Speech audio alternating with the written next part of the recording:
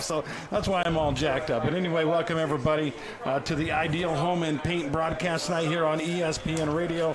Ideal Home and Paint since 1975, locally owned and operated by Ray Odette and family. 2 locations, Ideal Distributors for all your automotive paint on Tabernacle, and Ideal Home and Paint at 4096 South River Road. Yeah, Ideal has that. Now I'm looking over the clock, AJ, and even though it is 1:45, the clock has about 21 minutes before the start of this game, so we may be starting a little bit late tonight, but certainly a game worth waiting for. These 2 teams staged an epic battle just a few weeks ago with Cedar coming away with a 28-21 victory. I expect this one to be close. Yeah, I think we're going to be in for a real battle, and you love to see these rematches with the bigger implications.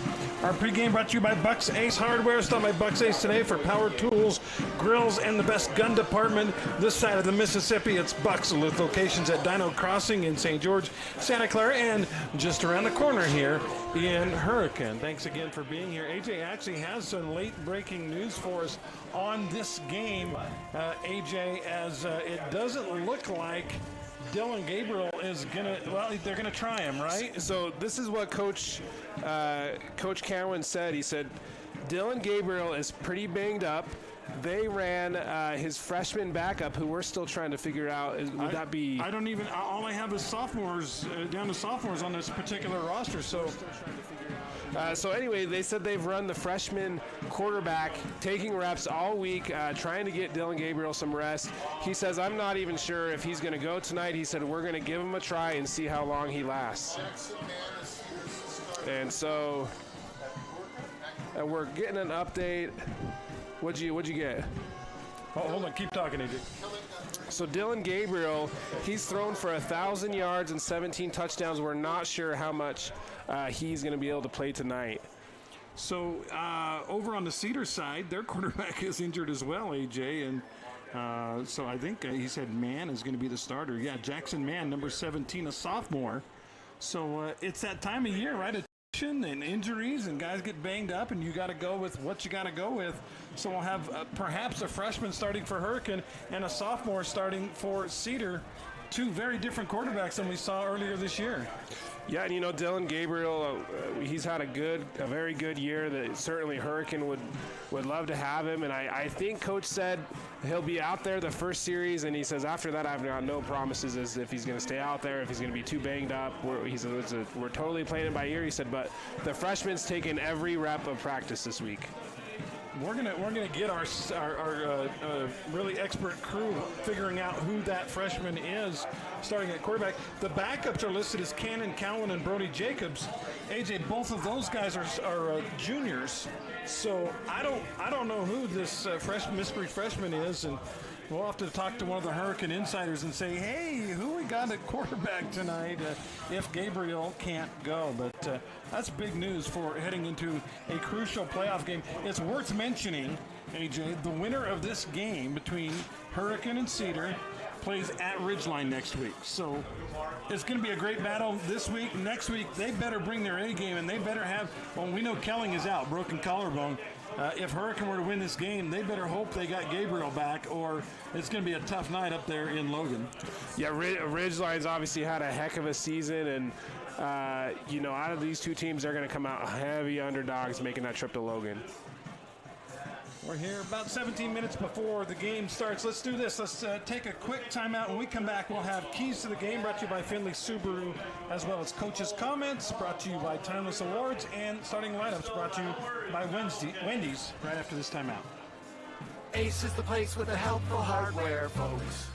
You could wander around a warehouse store forever and never find a helpful face. Someone welcoming, neighborly, knowledgeable. At Bucks Ace, we exist to help others, and you can see it in our faces. Hi, I'm Patrick. I've always enjoyed meeting new people, and there's no better place than Bucks Ace Hardware to do that. That's why I love my job. Come see me at Bucks, and let us show you why we're the most helpful hardware store in all of Southern Utah.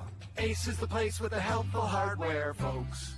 The annual Fill the Bus school supply donation drive is going on now at Findlay Subaru. Take your donations of school supplies, including things like juice boxes, crackers, socks, and underwear, to Findlay Subaru before August 31st and help make a difference for local students. We live in a wonderfully prosperous community, but there's still a significant need for school supplies. Your contributions will fill the bus and fill their hearts. Fill the Bus is brought to you in part by Fabulous Freddy's Car Wash, Handel's Homemade Ice Cream, and your friends at Findlay Subaru. Together, let's drive success for our kids. What's up, Southern Utah? This is Casey Winters from Nets on Fire, where it is always basketball season. The new school year is here, which means basketball season is only a few months away. Get your game on point at Nets on Fire. We have amazing expert trainers ready to work you out in a group or individual training. Hustle over to netsonfire.org to see our full schedule of individual training, group training, camps, leagues, tournaments, and events. Nets on Fire, building champions on and off the court. Feeling held back by pain? It's time to discover Dixie Chiropractic, where we're all about making life extraordinary. Whether you need to recover from a car accident or if you're just tired of chronic pain, we're here to help you live your best life. We don't just treat symptoms, we get to the root of the issue. Dr. Ward Wagner and his team use cutting-edge methods to ensure your journey to wellness is as effective as it is compassionate. Visit DixieChiro.com or call Dixie Chiro at 435-673-1443 to live life pain-free. DixieChiro.com. Welcome back to the action, brought to you in part by Ideal Home and Paint. Thanks so much for being here. Yeah, I'm not hearing myself very well, AJ, but I apologize for that. We are at Hurricane High School, side of a first-round playoff game tonight between the Hurricane Tigers and the Cedar Reds, and we did some recon on this quarterback. So, as you mentioned, AJ, Gabriel is going to start. We don't know, with him banged up, how long he's going to be in the lineup, but we were told Cannon Cowan is the backup. He will be the guy to come in for Gabriel if Gabriel can't go. Cowan is listed on the roster I have, AJ, as a junior, but Cowan is a freshman, a ninth grader, AJ. He can't even drive a car yet. Try again there. There we go. Yeah, there we go. And I would assume he's probably the coach's son. Yeah, that probably makes sense. Ninth grader, but man, we kind of a curveball tonight with Kelling breaking his collarbone against Logan, so they got a different quarterback man for Cedar, and now Gabriel probably going to start, but we don't think it's going to be around much. Now, I want to talk a little bit about these two teams, and this will lead into our keys to the game, AJ. With Hurricane, so there's a lot of different ways you can run the spread offense, and pretty much everyone in the state runs a spread anymore as their base offense. But a lot of teams, it's a pass-first spread. You look at Dixie. Dixie will run the football, but honestly, their goal is to be able to throw the ball a lot. Same with Pineview and Levi Shaw. But you got a Hurricane. I was doing the math. They have over 350 rushes this year and only 94, 95 pass attempts on the entire season. They run the exact same formation as Dixie and Pineview and Crimson Cliff. And like I said, just about everyone else in the state. But when you run that spread, you can do a lot of different things out of the spread. Yeah, and I think the important thing is even if you are running the run-oriented spread or the pass-oriented spread, you've got to have enough balance to keep the defense honest because that's what makes the spread so effective. For the Tigers, Gabriel only passed for 1,052 yards this year. You say, well, wait a minute. They played how many games? They played 10 games. 1,000. That's about 105 yards a game. But as you mentioned, AJ, when you start to break that down, you go, wait, you know what? 105, though, a game, that is just enough, like you mentioned, to keep the defense honest. I mean, you can't load the box and think they're never going to throw the football. So Gabriel, again, we know is going to start, but is he going to be banged up? Well, we'll find out during the course of the game. He is the leading rusher on this team. Dylan Gabriel, the quarterback, with 509 rushing yards. That being said, there are, 4 other guys with at least 200 yards rushing this year. R.J. Allred, Connor Clyde, Brody Jacobs, and Austin McRoberts. So it's not that he's the only guy running the ball. He just happens to be the guy with the most yardage of all those guys. And Gabriel, a big part of this offense. 23 touchdowns on the year through the air and the ground. Yeah, big time. So, all right, we've got our national anthem coming up here at Hurricane High School. So we're going to take a 2-minute timeout. 2-minute timeout, back with starting lineups brought to you by Wendy's after this. Hey neighbor. Great day to be at the reservoir, huh? What are you doing now, Phil? Getting ready to go for a bit of a swim here. Why are you backing your truck into the lake? Don't worry, I'll roll up the window before I go under. That's not a submarine, Phil. See the camper shell from St. George Topper there on the back? That's a top quality Lear shell. Waterproof. I figure I can take my fishing game to the next level. The deep level. That's where you find the big boys. This isn't going to work out well, Phil. No, I used waterproof duct tape to seal the undercarriage. I'm onto something here. I'll start calling search and rescue. This is Kyle with St. George Topper. Come in now for any new Lear 100XQ shell, and we'll throw in the carpet headliner, fold-down front slider window, and keyless entry upgrades at no extra cost. That's a $680 value. Boldly going where no man... Well, at least his fishing gear will stay dry in that new Lear camper shell. St. George Topper, we're on the boulevard. Don't go topless. Feeling held back by pain? It's time to discover Dixie Chiropractic, where we're all about making life extraordinary. Whether you need to recover from a car accident or if you're just tired of chronic pain, we're here to help you live your best life. We don't just treat symptoms, we get to the root of the issue. Dr. Ward Wagner and his team use cutting-edge methods to ensure your journey to wellness is as effective as it is compassionate. Visit DixieChiro.com or call Dixie Chiro at 435-673-1443 to live life pain-free. DixieChiro.com. Flynn Companies in St. George provides commercial building services to all of Utah. They bring your vision for the building to life without compromise. Flynn's customers have come to expect innovative solutions backed by unparalleled technical expertise and a disciplined approach to project building. Flynn Companies is a proud booster of the Southern Utah community and has literally helped to build it. Visit FlynnCompanies.com today. Tonight's action is brought to you in part by Fabulous Freddy's.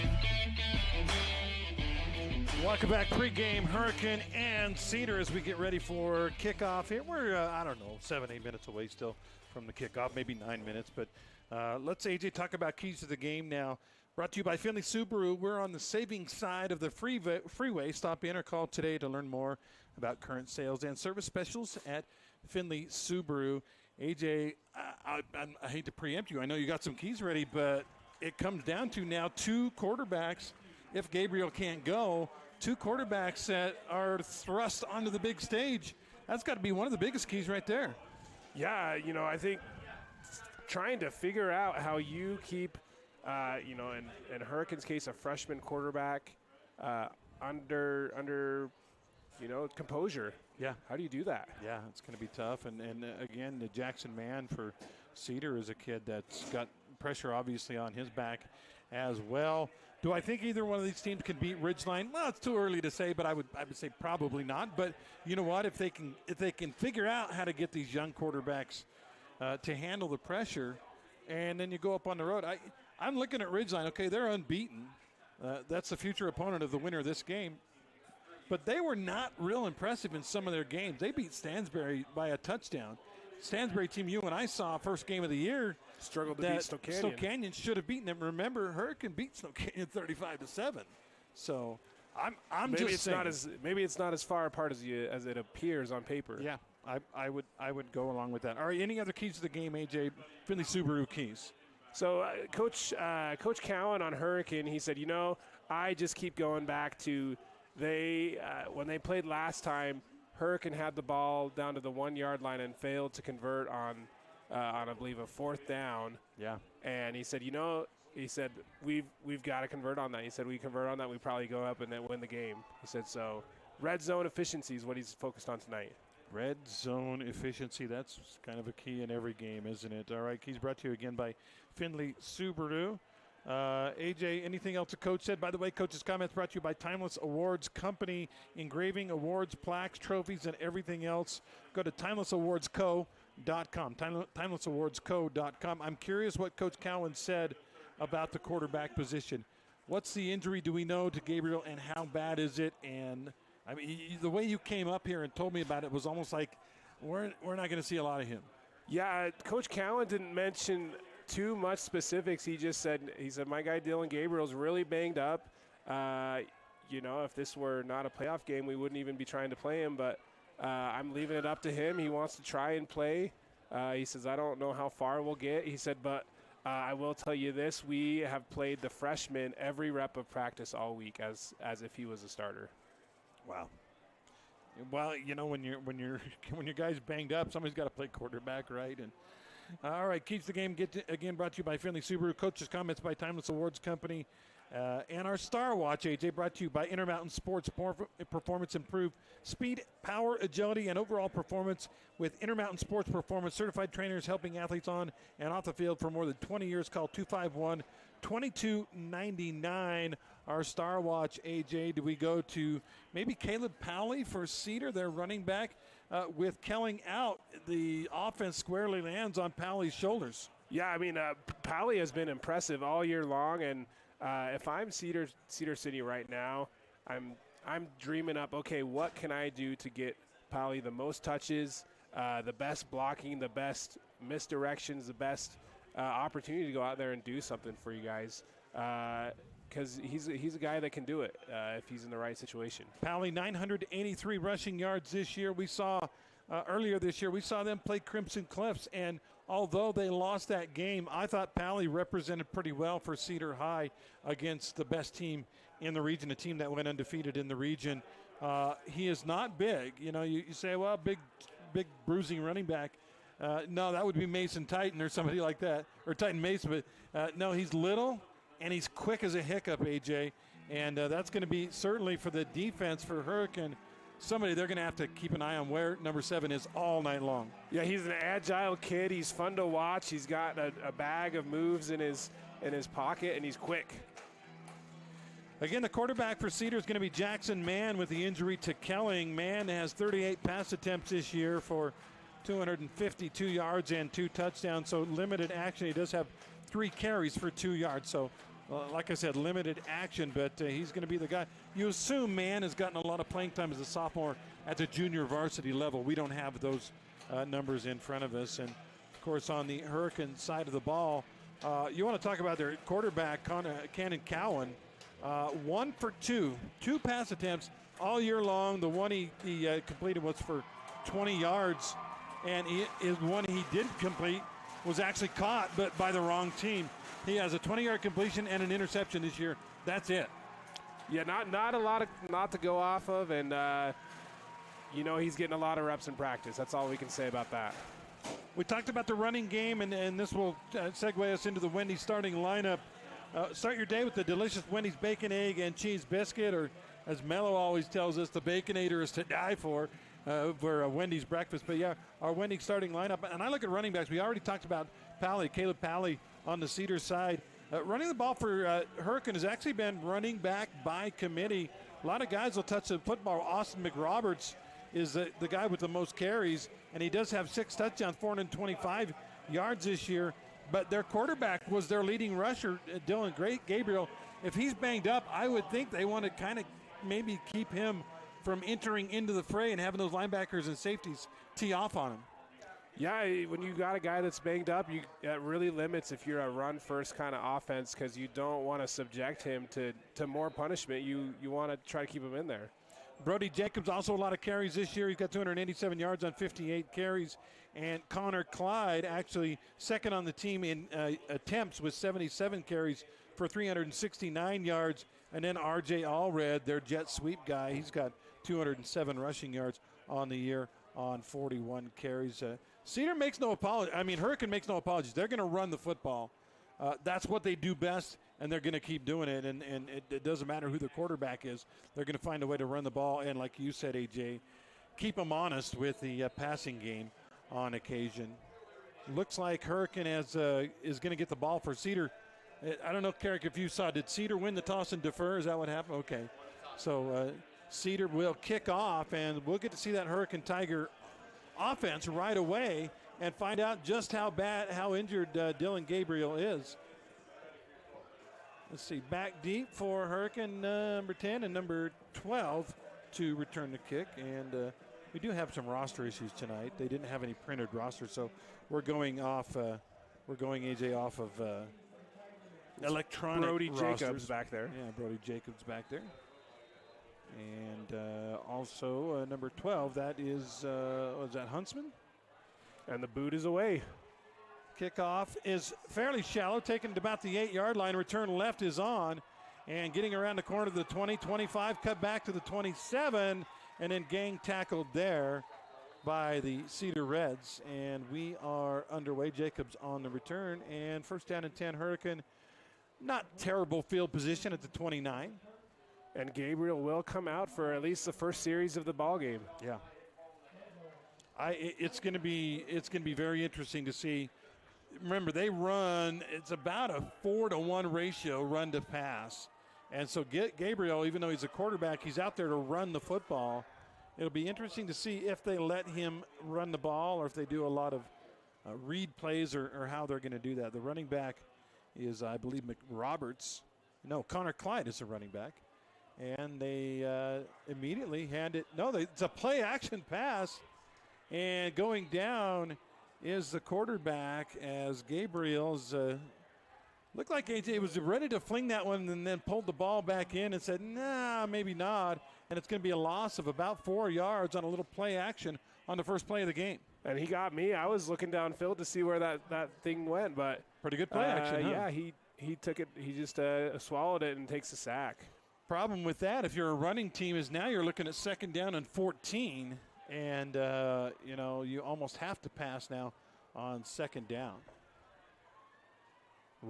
McRoberts and Clyde in the backfield. Gabriel and Clyde. And they try a little run up the middle. Pretty good gain right up the middle by Clyde.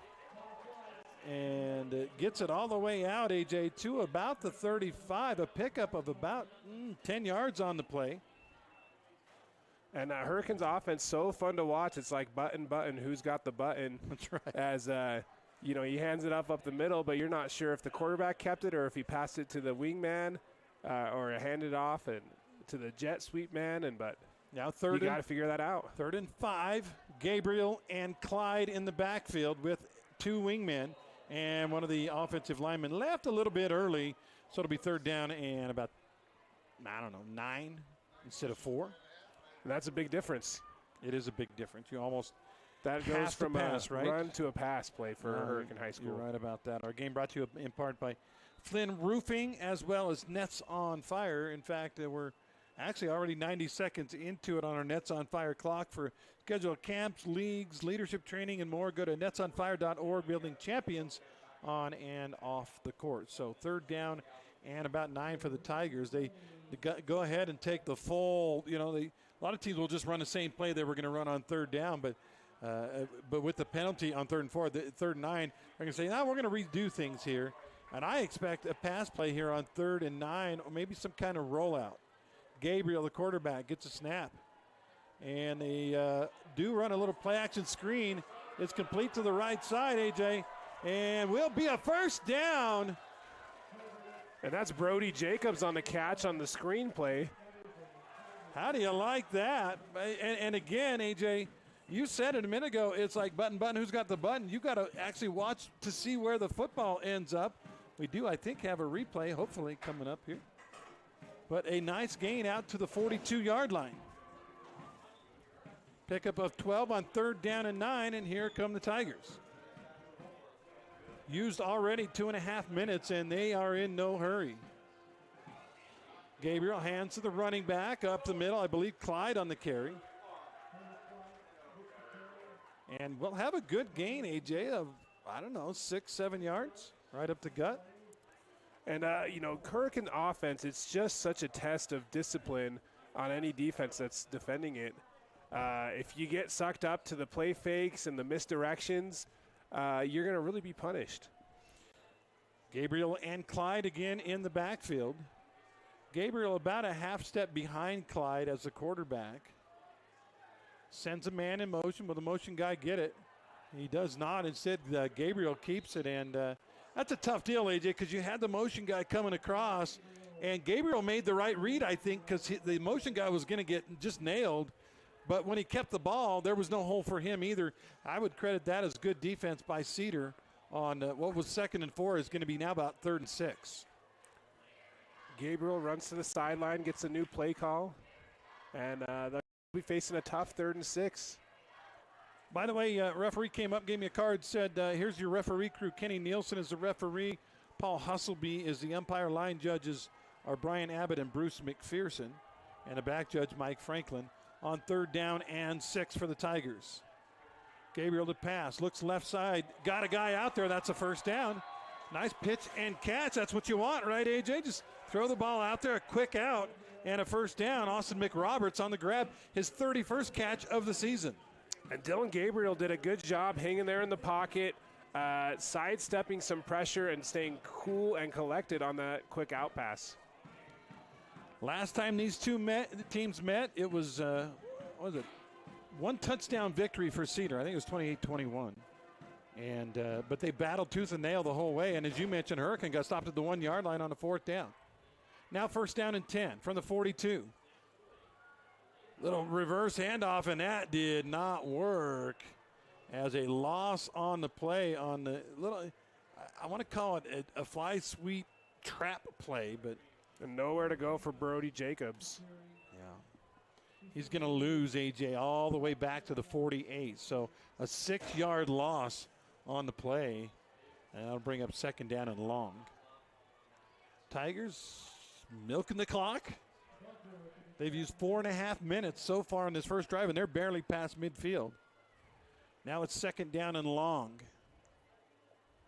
And this time either Hurricane, I think Hurricane moved, but Cedar came across, but Hurricane's already walking backwards. So I think the right tackle or right guard moved over there.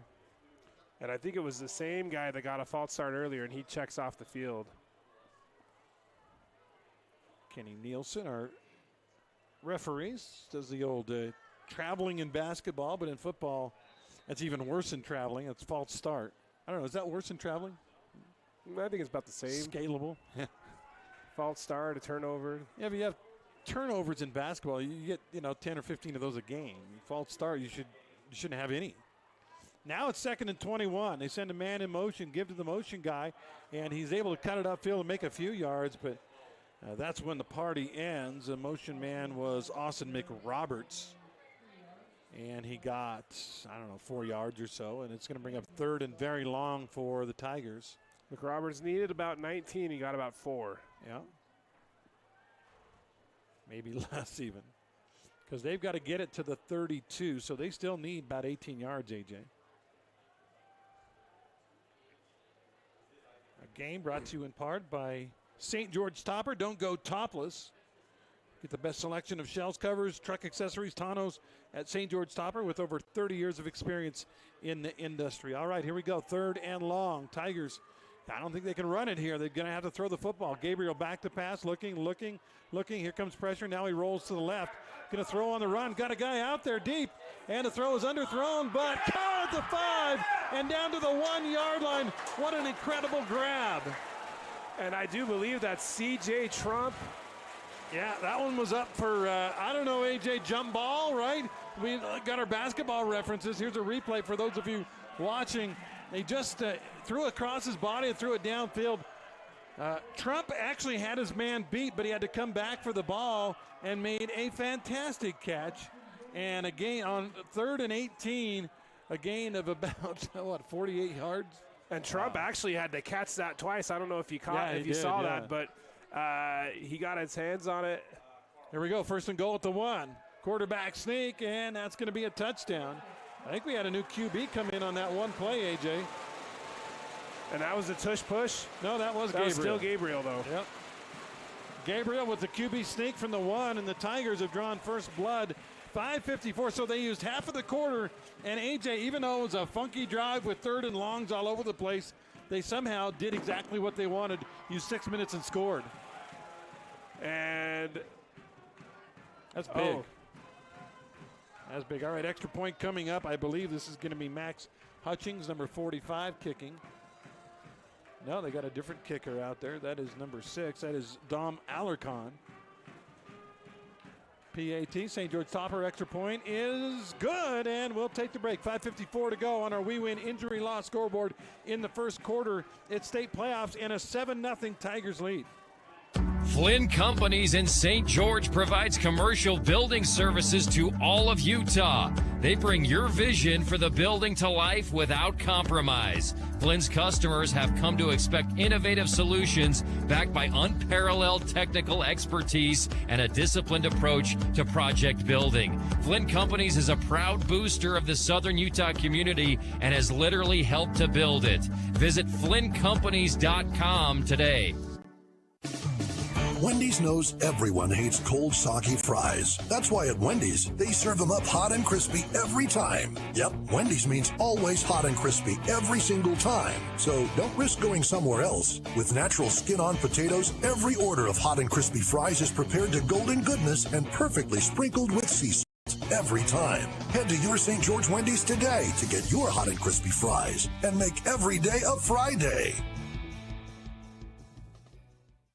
Tonight's action is brought to you in part by Intermountain Sports Medicine.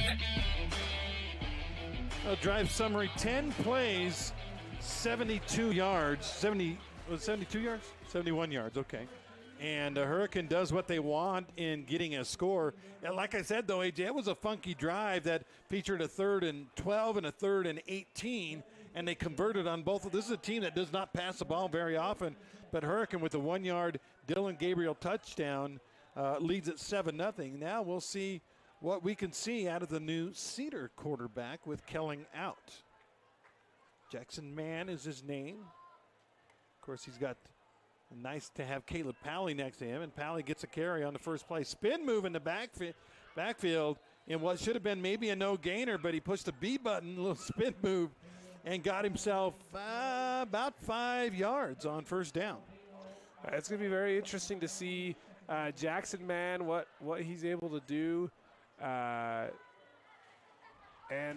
how they're able to utilize him. You know, this is his first game, really having the reins, and today's he's the man. So yeah, it's on his shoulders. He's sophomore in the backfield. He switches Pally from his left to his right. He is going to throw, AJ. See if he's got an arm. Throws a deep ball over the middle, and the ball is incomplete. Maybe slightly overthrown or underthrown, AJ, but a pretty good ball by that sophomore and an opportunity for his guy to make the catch. His guy, by the way, on that play was Trace Overson. Overson had the game-winning touchdown against Hurricane the first time around. And Overson kind of caught the ball simultaneously with a Hurricane defender. It looks like he was about to rip it away, but it did fall harmlessly to the turf. Yeah, they wrestled as they went down with it. Wrestled for the football, and it fell incomplete. So now a big 3rd down and about 5.5 for the Reds. Back to pass is Mann. Another deep ball, and this time way overthrown. And a flag comes in late. That's interesting. Where is it, in the defensive backfield? I think it is, right? It was in the secondary here from pass interference called on the Tigers. So Hurricane feeling like they got to stop, and we're going to use another 5 minutes on offense, but Cedar gets new life with a 15-yard pass interference penalty. That'll move the ball out to the 37-yard line. And so far, at least, like the funky drive the Tigers put together, we got a funky drive so far the Reds are putting together. First down and 10 at the 37. Powley and Mann in the backfield. Play action, throw left side, over the middle rather, and it is caught. I'll tell you what, I don't know who this Mann kid is, but he can throw the football. He completes that one, and on the catch, Dylan Crowley, who is a second leading scorer on this team, or a receiver on this team, and a beautiful post pattern. And Hurricane playing a little man that time. They got burnt. And yeah, this new kid, man, I like his arm. He's got a strong arm. It seems fairly accurate, and so far he's making some good choices. He has had the luxury of running all the reps all week, knowing he is the starting quarterback this week. And I'll tell you what, he can throw the football. So first down at 10, now at the Hurricane 36-yard line. Again, he's going to throw.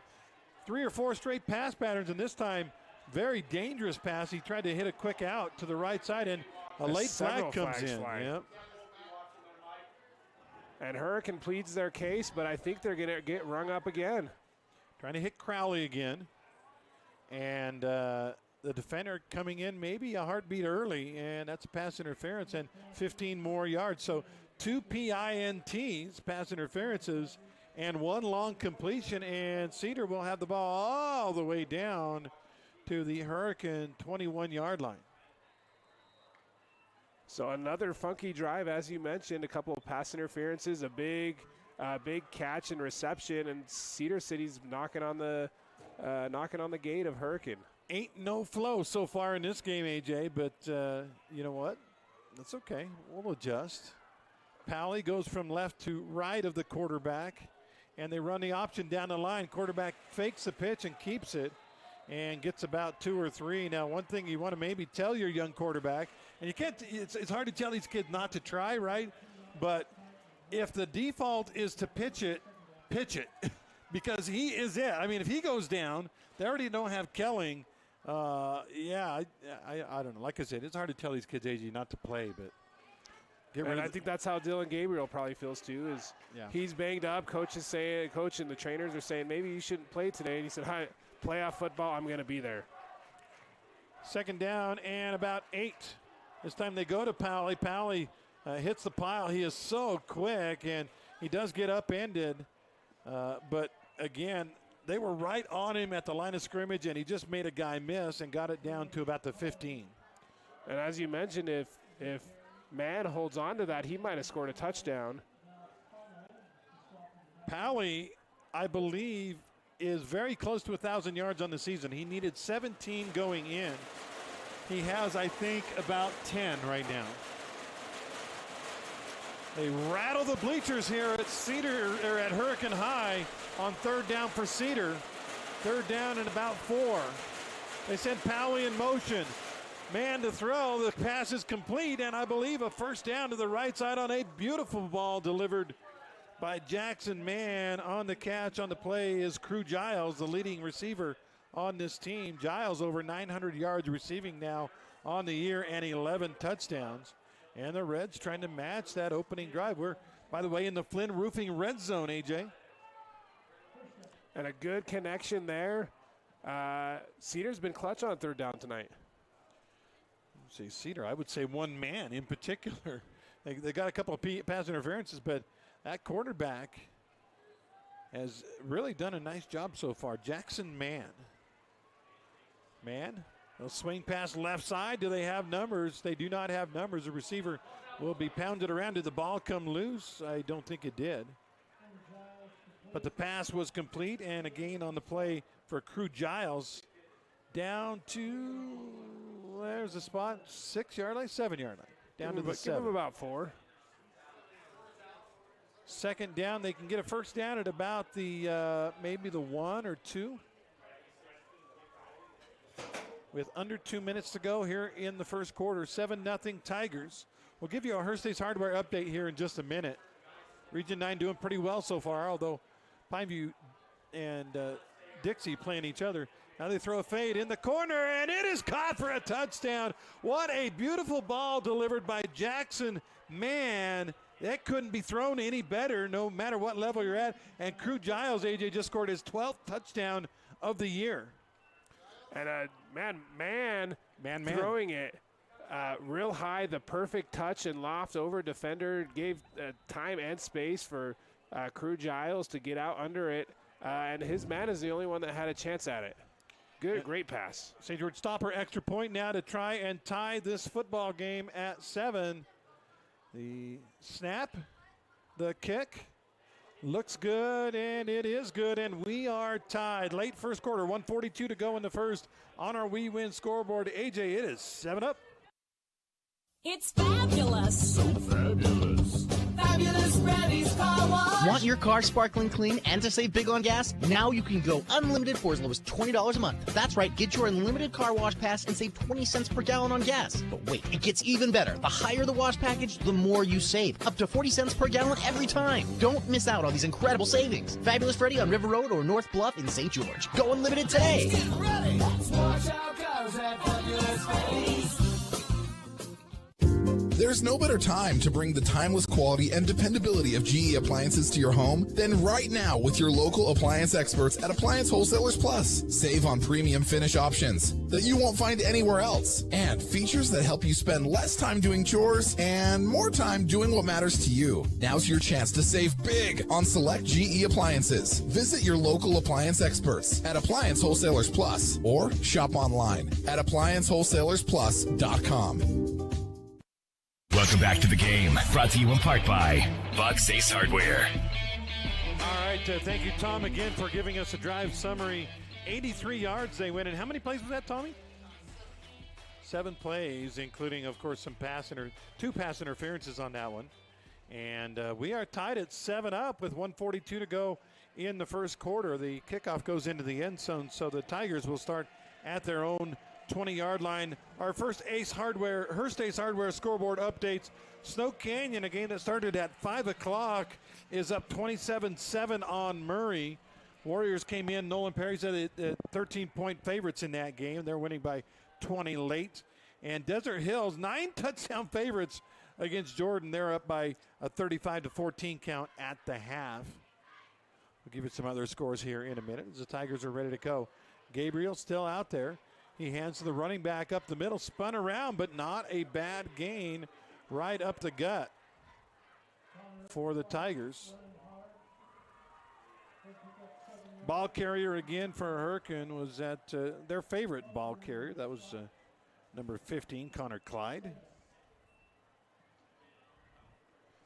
And the gain, AJ, is about 6 yards. That's what they want. They don't want 3rd and 18 and have to rely on a long bomb, amazing catch or anything like that. They want to stay ahead of the chains, as they like to say here in football. So if you can come up with 2nd and 4, 5, or 6, and then 3rd and 1 or 2, that's where you want to be if you're the Tigers. Gabriel sends a man in motion, gives to Clyde up the middle, and a very short gain this time. Will not get the first down, but it will bring up a 3rd down and 2 or 3. Clyde on the carry. As we go now, 42 seconds left in the first quarter. They'll have to run, I believe, one more play before the quarter expires, and it'll be a big one. 3rd down and 2 for Hurricane. Ball sitting at the 28-yard line. There's a touchback, so they've got to get it right to the 30 for the first down. Again, they'll have to run one more play. They go 2 wideouts to the left, a slot on either side for the quarterback. Gabriel gets the ball, hands it to Clyde, and I believe Clyde got across the 30 for a first down. Gabriel did a good job, AJ, that time of following through on the fake. He handed the ball off, but then came up like he still had it and threw it to the left side, only the ball was gone. The Tigers do have a first down, move the chains, and that'll be the end of the first quarter. 7-7 our score. What exactly, AJ, we really expected was these two teams battling tooth and nail for every yard. And right now it's a 7-7 ball game on our We Win scoreboard. Hi, it's Tyler with We Win Injury Law. People usually call us when they're involved in a vehicle accident, but there are so many other areas we specialize in. Long story short, if you've been injured, we can help. Maybe you've experienced medical malpractice, or a loved one has suffered nursing home abuse, or even a wrongful death. If so, call us today. You need an experienced injury lawyer who knows how to fight insurance companies. Unlike most lawyers, we are not scared to go to trial to fight for what you deserve. Call us today at 435-688-9558 for your free consultation, or visit us at WeWinInjuryLaw.com. InfoWest, the Internet people, are proud to be your local Internet provider. Being local means supporting our community. As InfoWest celebrates 30 years of business, we want to introduce you to one of our friends. Hi, I'm Kylie Field from the Women's Business Center of Utah, and I'm excited to invite you to our 6th annual Exploring Possibilities Conference. Join us on September 5th from 4 to 8 p.m. at the Courtyard by Marriott in Cedar City. Don't miss this inspiring event. Register now at wbcutah.org. We hope to see you there. Tonight's action is brought to you in part by Appliance Wholesalers Plus. Hey, welcome back. I had a chance to talk with Steve Pearson, assistant coach for Hurricane, before the game. Steve and I are old friends. We've been buddies for a long time, but he told me his son, who played last year on the Hurricane baseball team, is in New Zealand right now on a mission, and he's speaking Chinese in New Zealand. I know, what? Handoff up the middle again for the Tigers. And a pretty good gain again for Connor Clyde of about 8 or 9 yards, AJ. This is exact. That first drive was not really, a Tigers drive with 3rd and longs, but this drive, you can see Clyde, AJ, right up the middle getting it done. And Hurricane seems a lot more settled. Seem to have cleaned up the penalties on this drive, and they're just chipping away 3-4 yards at a time. They love that. 2nd down and 1. They got 9 on the last one. Now they're at the 39-yard line. Gabriel and Clyde in the backfield. They they fake the handoff to Clyde, and then he tries a little swing pass out there and overthrew his man, and that falls incomplete. He was trying to get it out there to McRoberts. And why not, right? On 3rd and short, you try something a little different, and then you get serious about 2nd and short. You get serious about 3rd and short, right? Definitely. And Gabriel was shaking his head. He said, man, I just missed that one. Yeah, I agree. He did. He threw it about 3 feet over, maybe 4 feet over the head of McRoberts. So now 3rd down and 1. The only fly in the ointment when you take a shot on 2nd and 1 is if you don't make it on 3rd and 1. So big play here. Gabriel gets the ball, hands to Clyde. Clyde, nice cut. That's a 1st down and more all the way out to midfield, and finally taken down in Cedar territory all the way out to the 47 and maybe the 46-yard line. A beautiful cut, AJ. He just stuck his foot in the ground and cut to the right and got a 1st down. Look at this cut here on the replay. Good stuff. And you love to see when offensive lineman Tanner Matua gets 15 yards ahead of the play with his running back in tow. That's some good blocking right there. We're in the 2nd quarter, 7-7 Hurricane and Cedar Tigers with a 1st down now on the plus side of the 50 at about the 47-yard line of Cedar. Gabriel has gone all the way so far. Hands it to Clyde again, and this time that ain't going to work. As they throw him backwards. That was actually a different running back in there as well. R.J. Allred snuck in there, 16 instead of 15. And R.J. got about a half yard. Let's see if they bring Clyde back in. One thing making sure we pay attention over here. One thing we haven't seen yet is Gabriel run the ball. I think he's running one time, and that is definitely a missing aspect to this Hurricane attack. But by the same token, if he's banged up, they might be saying, "Look, we know who you are, and we know what you can do. But today we need you to not be that guy. We need you to be the guy that hands the ball off."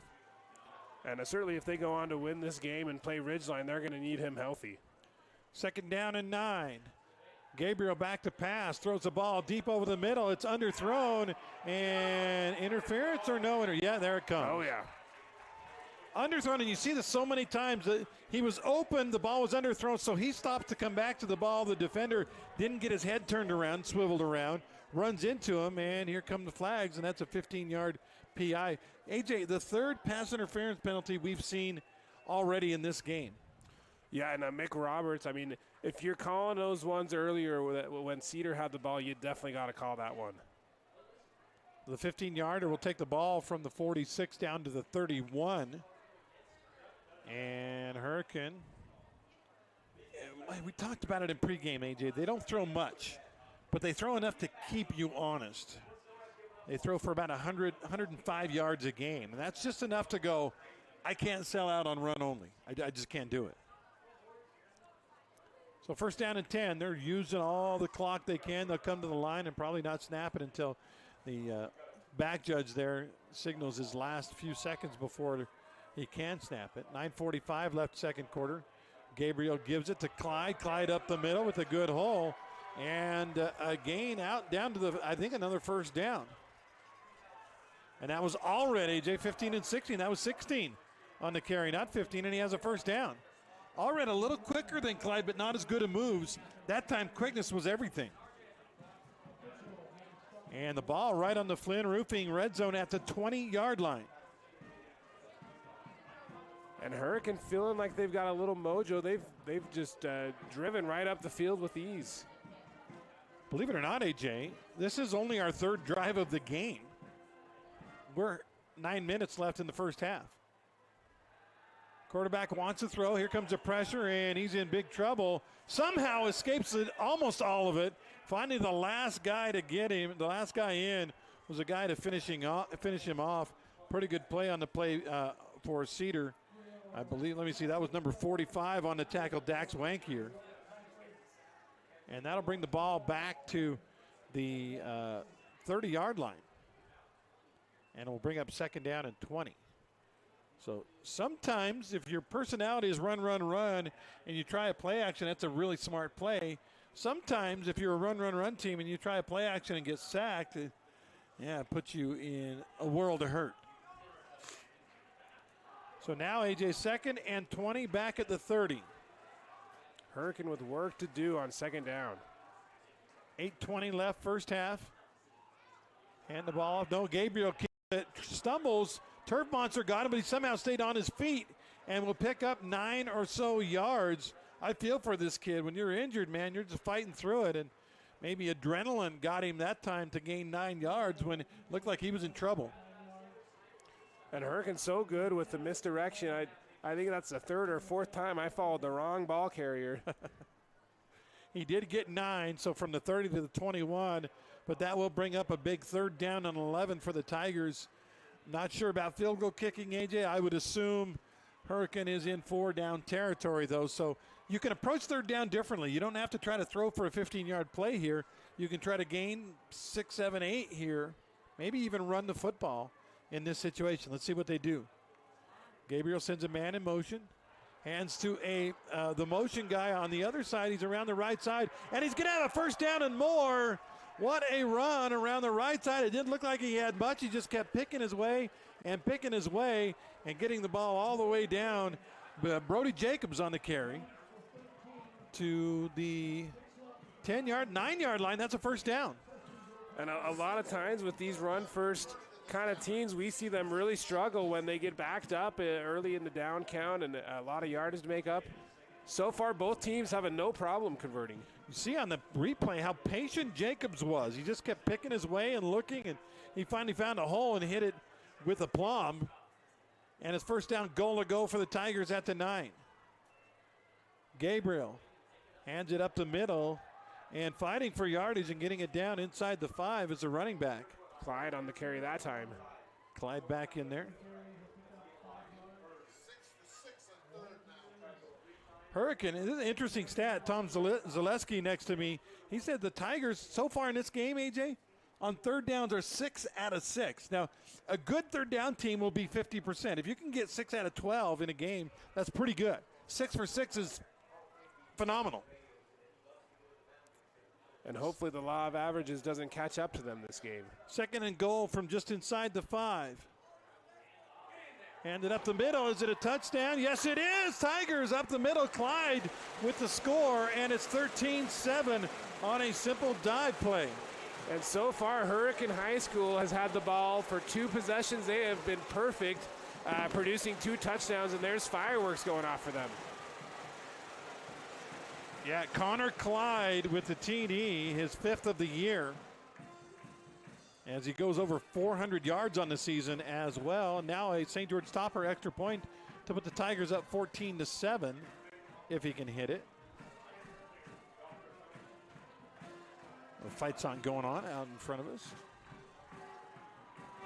There it is, fight song. Long count on the extra point. I don't know what they're waiting for. Here it comes. Snap is down, kick is up, and just did get through the left upright. And the Tigers lead it 14-7. We'll take a break on our We Win scoreboard. Hurricane by 7. That's not good. What? Yep, your car's broken. Oh, come on. But we can fix it and get you back on the road quickly. Oh, I like the sound of that.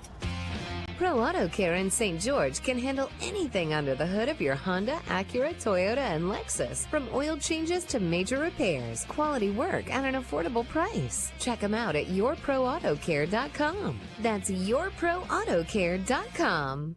I've said it before and I'll continue to say it. Lighting is the jewelry for the home. Here at Wilkinson's House of Lighting, we go to every effort to find the latest and greatest new ideas and styles in decorative lighting. You may find it interesting, but we really do get excited about great lighting. We've recently returned home from the latest lighting trade show. where we found a number of exciting pieces. Those items have been arriving, and the showroom is filling up with fantastic new ideas that will make the statements you've been searching for. Come on in and get excited about lighting with us and see what's new. Wilkinson's, 88 East, 1160 South. Welcome back to the action, brought to you in part by Ideal Home and Paint. Hurricane will kick off, and the kick does go just into the end zone, so Cedar will start at its own 20-yard line with 6.5 to go in the second quarter. AJ, here's a stat that just blows my mind besides that 6 for 6 on third downs. We've had 3 possessions in this game in 17.5 minutes. Hurricane used more than 6 minutes on their first drive, and I think they used like 7 minutes on this last drive. So, I mean, wow. At this point of the game, halfway through the second quarter, each team usually has 3 or 4 possessions. Yeah, teams like this that like to run, we're going to be in for a quick game, it seems like. Now that young quarterback, Jackson Mann, no pressure, but he's got a match now. First down and 10. Mann hands to Pally. Pally, the right side, has got room to roam as he goes down the sideline, finally bumped out of bounds. You could make a case if you're Cedar for a late hit, although you and I are a long way from that sideline to know when he was on the sideline. But it was a good run for Caleb Pally. And that will, AJ, put him over 1,000 yards for the year. Pickup of 20 on that one. And the Pally kid has had a great year, even against the likes of Crimson Cliffs. He had a great game against Crimson Cliffs, and he is so quick. He's a good football player. Yeah, Mann brings him out 1st and 10 now at the 40-yard line. Trips to the left side for Cedar. Pally again, big hole to run through. Gets 5, gets 10, outside, finally bumped out of bounds, but not until he gets a second first down for the Cedar Reds. They're moving the ball, AJ.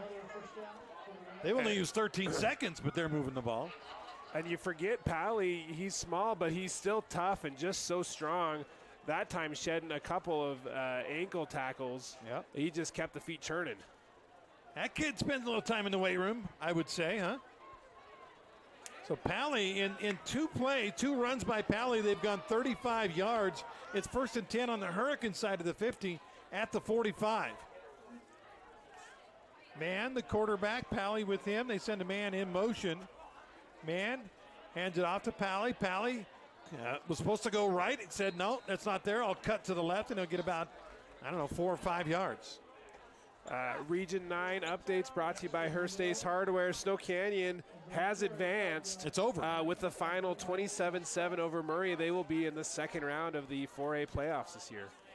They were 13-point favorites on the road at Murray, which kind of makes you wonder about the whole RPI thing, why they were 19th. I really thought they would move up after last week, AJ, in beating Pineview.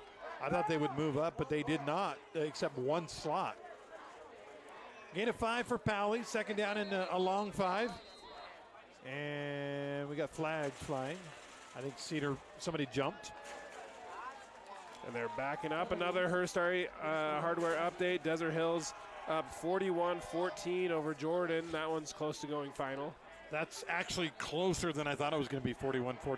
In fact, I don't think they even have the continuous clock running yet, right? Mercy rule. They have to be up 35. Yep. So that may last a little longer. That one started an hour before us. I don't know if we've gotten any update on the Pineview-Dixie game. We'll have to have someone check on that one. That was slated to start the same time as us. So first down and 11 after the fall, or second down and 11 rather, after the false start. Man back to pass, looking, throws left side, and the ball's dropped. Tough play there for Cedar as ball was delivered on time and in a good spot, but unable to hang on to it for the Reds was the intended receiver. Look right there. Yeah, forgot something. So that'll bring up a 3rd and long. Carter Wardle of Hurricane with a good job applying pressure, getting a hit in, and making sure that ball was not caught. And light up the bleachers here at H-Town. It's 3rd down and 11. And that is loud. Man will pass. Now he'll scramble. He's running away from trouble. Will he get the first down? Yes, he will. First down for Jackson Mann, the quarterback. On the scramble, did what he looked like a seasoned veteran. AJ went back, went through his progressions, 1, 2, 3. The pressure came. He just took off and got a first down. And that is a big time play by effectively a rookie there on the field. Like you said, so smart, and then he has some wheels too. And if he takes a slide on that one to avoid the hit, he's about 3 yards short of the first down. He stayed on his feet, cut to the right, and got the first down all the way down now to the Hurricane 27-yard line. Great awareness to know he needed to gut that one out. Powley right side this time, avoids the big hit and gets it down inside the 25-yard line. Our big hits today, by the way, brought to you by Pro Auto Care in Washington. If you've been in a big hit, call Pro Auto Care today at 435-229-1033. It looked like they had Powley lined up for a big hit on that one, and he's so shifty, he just took a little jab step to the left and avoided the big hit and ended up gaining 6 yards. And don't look now, but we're approaching 4 minutes left in the second quarter on just our fourth possession of the game. Wow. Second down and 4. Man in motion. Not man, but a man. Man is the quarterback. Back to pass, straight drop. Throws a fade in the right corner, and the ball is going to be caught for a touchdown. No flags. I don't see any flags, right?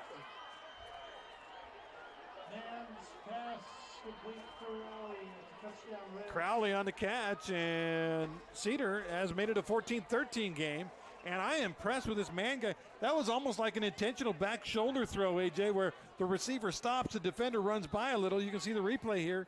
Yeah, defender runs by, and he just stops and makes a catch. Yeah, man, just a good job throwing it up to the outside shoulder in a place where really only Crowley had a chance at it. Crowley made the catch. Now the St. George Topper extra point is good. And we, AJ, are absolutely tied here with 4:03 left in the second quarter. 14-14 on our We Win scoreboard. Ace is the place with the helpful hardware, folks. See Hearst first and refresh your home with Ace's Red Hot Buys. Check out the Ace Paint Collection with durability for everyday life. Save $2 on Kills Primer and select Rust-Oleum Spray Paint is 2 for $13. Switch out that air filter with buy 3, get 1 free savings. And buy more, save more on cleaning supplies for every part of your home. Hearst General Store Ace Hardware, conveniently located in the heart of downtown Cedar City and St. George. Ace is the place with the helpful hardware, folks. Look, Mom! I drew you a dinosaur! Son of a brontosaurus! Not ideal. Your kid using Sharpie on the living room wall. Ideal. Ideal Home and Paint's Kelly Moore paint selection. Make your house, flaws and all, look its very best with a little help from Kelly Moore Paint and Ideal Home and Paint. Ideal Home and Paint, your local paint experts in Southern Utah since 1975. Tonight's action is brought to you in part by Fabulous Freddy's. Well, if the scoreboard were keeping count of minutes, then Hurricane would be winning this game by a lot. But they don't keep. All they keep track of is how many times you get in the end zone. And AJ, it's 14-14. Nice little 80-yard drive put together by the Reds on that one. They did it kind of the anti-Hurricane. They threw the ball with some pretty good runs by Powley in there. And, yeah, we're tied at 14-14. We've seen 4 possessions. We've seen 4 touchdowns. Yeah. Not a ton of defense to talk about. If you're a defensive purist, you're saying, hey, it's only 14-14. That's not bad. Well, there have been 4 possessions and 4 touchdowns. So it'll be interesting to see if Hurricane can pick up the pace because at the pace they've been playing, they won't score in 4 minutes. 4:02 left in the first half. 14-14 is the score. Gabriel keeps up the middle and nothing there for him, and the kid who's banged up gets banged on that time on a short gain. Gabriel keeps it. He's going to pick up the yard. You and I are obviously watching that kid to see, if the injury comes into play. And so far, he looks okay so far, right? Yeah, you can definitely tell they're using him a little differently than they normally would. Yep. You can tell he's maybe walking a little gingerly, not quite as quick as normal. But I think he's doing a great job tonight. So the gain was 1, second down and 9 from the 21 for the Tigers. Gabriel sends a man in motion, hands to the motion guy, has to cut up the field. They set the edge and makes a great move and gets the ball upfield for what looks like, I believe, another first down. Again, that's the fly sweep or the jet sweep, AJ.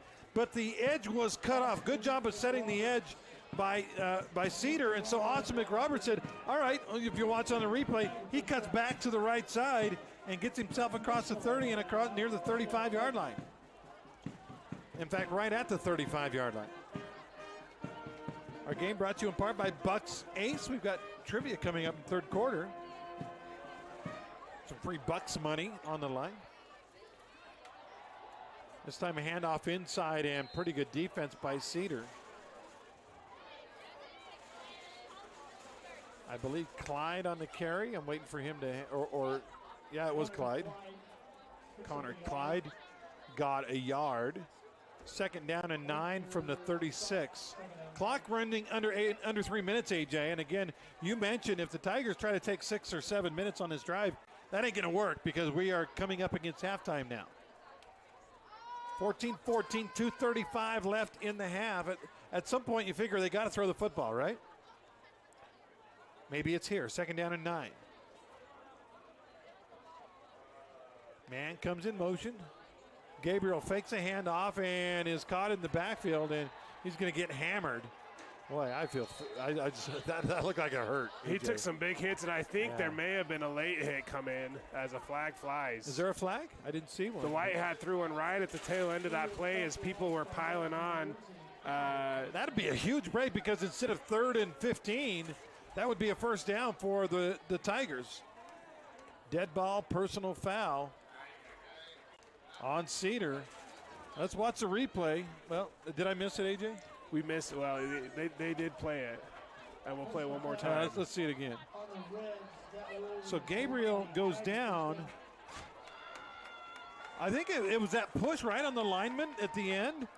It wasn't, I thought it was a hit on the quarterback, but it was actually a lineman pushing a Hurricane lineman into the play at the end, I believe is where the flag comes in. So the ball out to the 46, and it's like I said, instead of 3rd and 16, you got a 1st and 10 for the Tigers with 2:02 left in the half. Clock is running. And a flag there by the side judge on the far side. Sideline warning, he must have run into somebody, or maybe the Cedar coach giving him an earful.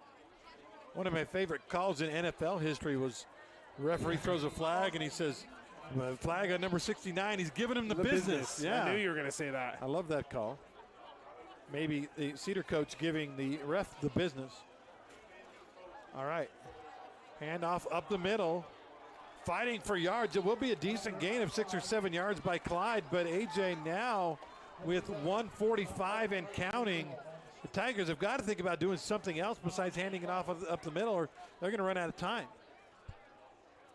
I believe they have all 3 timeouts. Pickup on the play was 6. 2nd and 4, and the clock is rolling. 90 seconds left until halftime. Gabriel, the quarterback, ready for the snap. Better hurry. Here it comes. Does roll to his right, looking downfield, throws it down there, has a guy but overthrew it. The receiver on the play, AJ, had a step or two on his guys, but there was double coverage out there, so the throw would have had to have been perfect, and it was not. And it goes incomplete. So that'll bring up 3rd down. And the intended receiver, by the way, on the play was number 10, Brody Jacobs. But now 3rd and 4. Our game brought to you in part by, let's see, Dixie Chiropractic. Take a time out to Dixie Chiro with the most advanced technology and expertise in St. George and a proud sponsor of Region 9 Sports. Gabriel to pass, right side, got it beautifully delivered and chucked out of bounds, but not until makes a catch and gets a 1st down. Beautiful throw for a guy that didn't throw very much. He hit Austin McRoberts right between the 2 and the 2. Just a quick out, boom, on time, perfect. And Gabriel was rushed too. Good composure to stay in there, and he was slugging that one. Great pass. 1 minute, 9 seconds left in the first half. Tie game. Tigers now at the 39-yard line. 1st down and 10. Again, at this point, even though you have timeouts, you really can't afford to get 3 yards in a cloud of pellets. Gabriel gets a snap. Wanted to throw it left side. His man was covered, threw it out there anyway, and the catch is made, but it's going to be for a short gain. I think they got to use one of their timeouts now. And Gabriel, good job just to avoid the sack. He had to shake a tackle before he got that one out. And Jacobs on the catch, and they do use a timeout after a 4-yard gain. 1 minute left in the half. We'll take a 30-second break. 30-second break in a tie game here in the playoffs. Ace is the place with the helpful hardware, folks. You could wander around a warehouse store forever and never find a helpful face. Someone welcoming, neighborly, knowledgeable. At Bucks Ace, we exist to help others, and you can see it in our faces. Hi, I'm Patrick. I've always enjoyed meeting new people, and there's no better place than Bucks Ace Hardware to do that. That's why I love my job. Come see me at Bucks, and let us show you why we're the most helpful hardware store in all of Southern Utah. Ace is the place with the helpful hardware, folks. Tonight's action is brought to you in part by Intermountain Sports Medicine. Welcome back. We're in a Dixie Cairo timeout here from Hurricane High School. Exactly 1 minute on the clock, our Nets on Fire clock, and it is a 14-14 game. Hurricane facing a 2nd down and 6. On that last play, AJ, Dylan Gabriel wanted to throw the ball. A lineman had jumped up and blocked his view. So he brought the ball down, scrambled a little bit, but then threw it back to the same guy. At this point, the Cedar defense had rallied to Jacobs, and the gain was very short, forcing Hurricane to use their first timeout. So Hurricane with a minute left, 2 timeouts to go. They've got 35 yards to pay dirt, and if they can be successful, they will go into the halftime with a lead. You figure you need at least 25, right, to have a realistic field goal. With 1 minute to go in the first half in a tie game. Gabriel from the gun. Looking, nothing there. Now he takes it down and he is sacked. And I believe they're going to have to use their second timeout. And Gabriel looks like he's okay. He's up. He did take a big hit though. So a loss of a couple, and again they take a timeout. We're going to keep it right here for this one. And thank again Dixie Cairo as well as Fabulous Freddy's. Your favorite hometown full-service car wash in 20 minutes or less. Fabulous Freddy's keeps it clean inside and out with 2 Southern Utah Fabulous Freddy's. I used to be a River Road Fabulous Freddy's guy.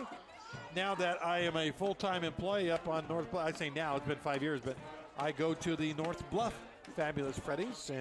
And of course, I'm eagerly awaiting the Desert Color Fabulous Freddy. They got one, they're building one. They're building one out there. It's on the way. Very cool. And when that sucker opens, I'll be there every day.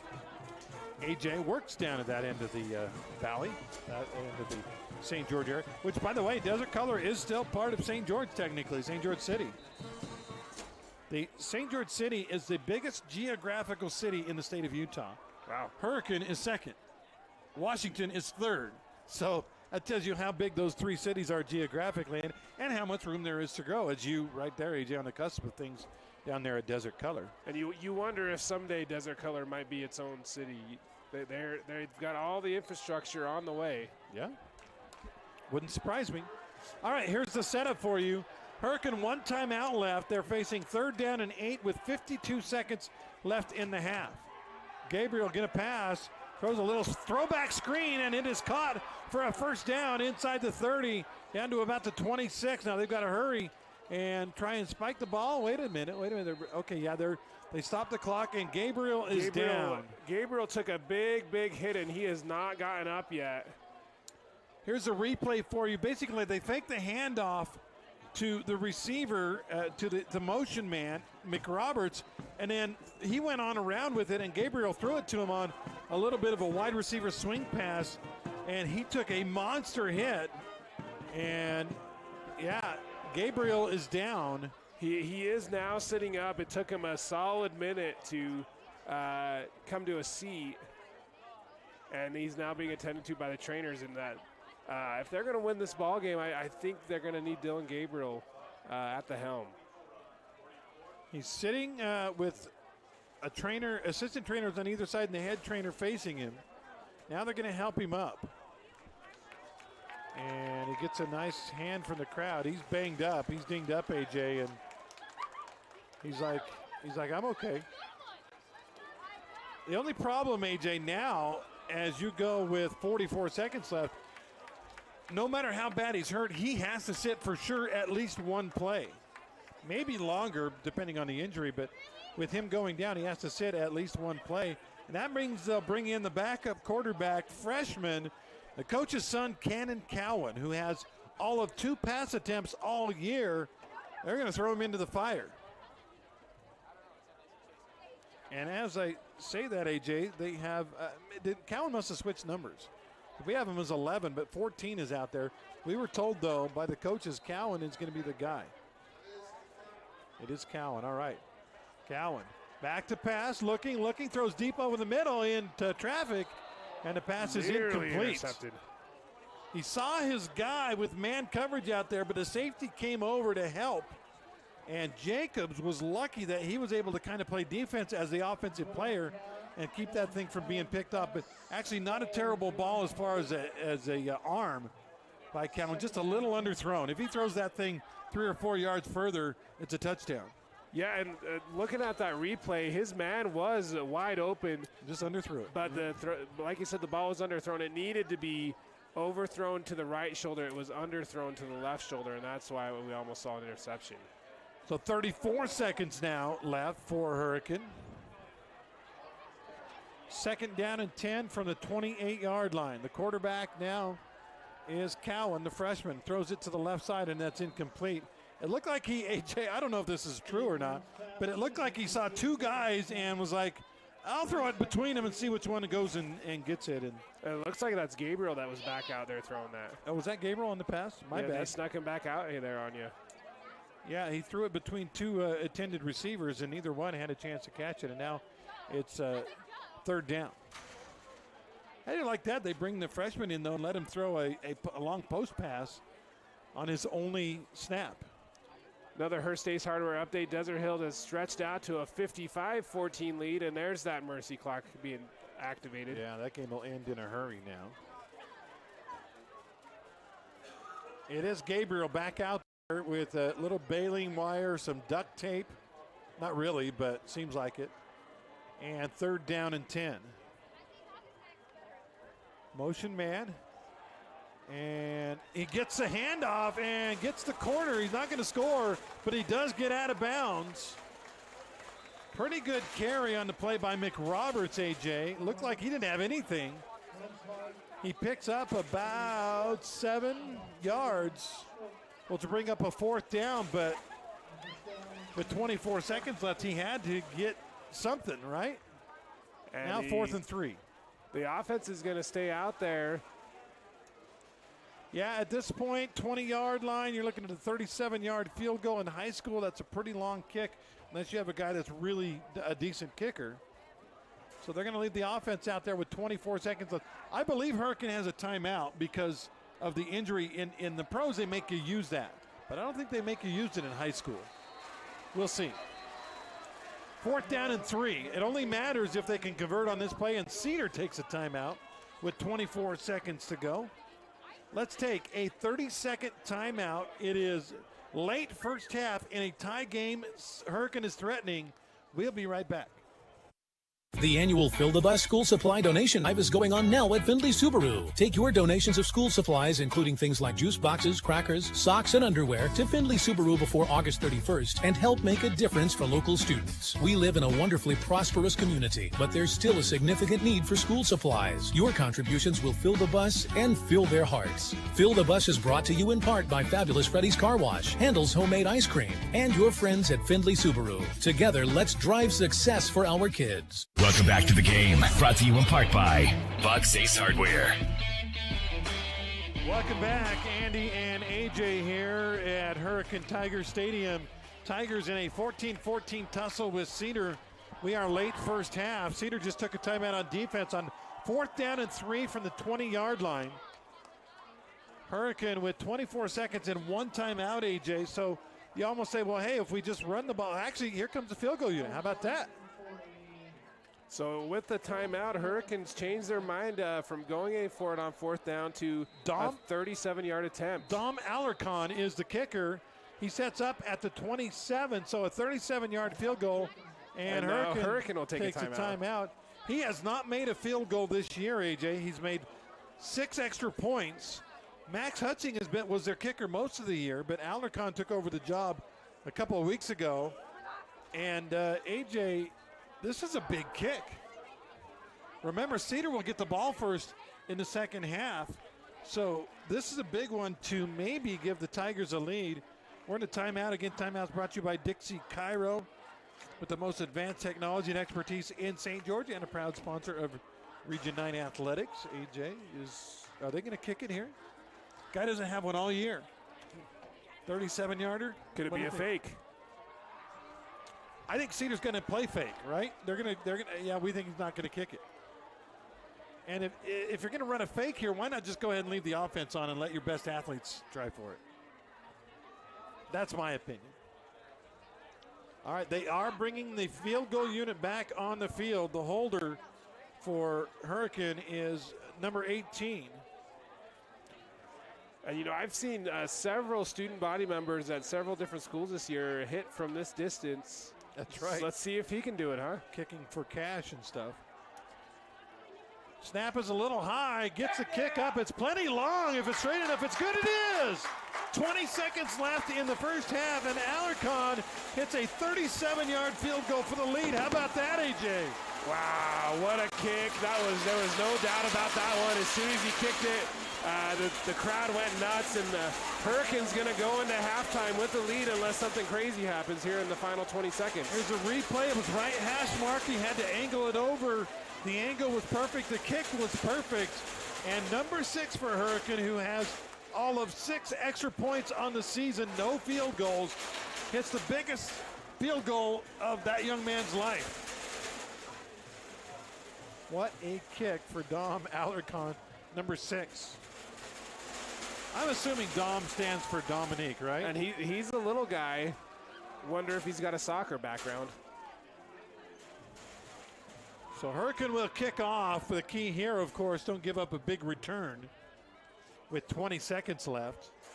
Remember, in the second half, Cedar gets the ball first, and Hurricane hasn't shown they can stop Cedar.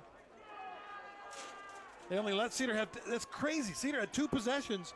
They scored every time they had the ball, but they only had it twice.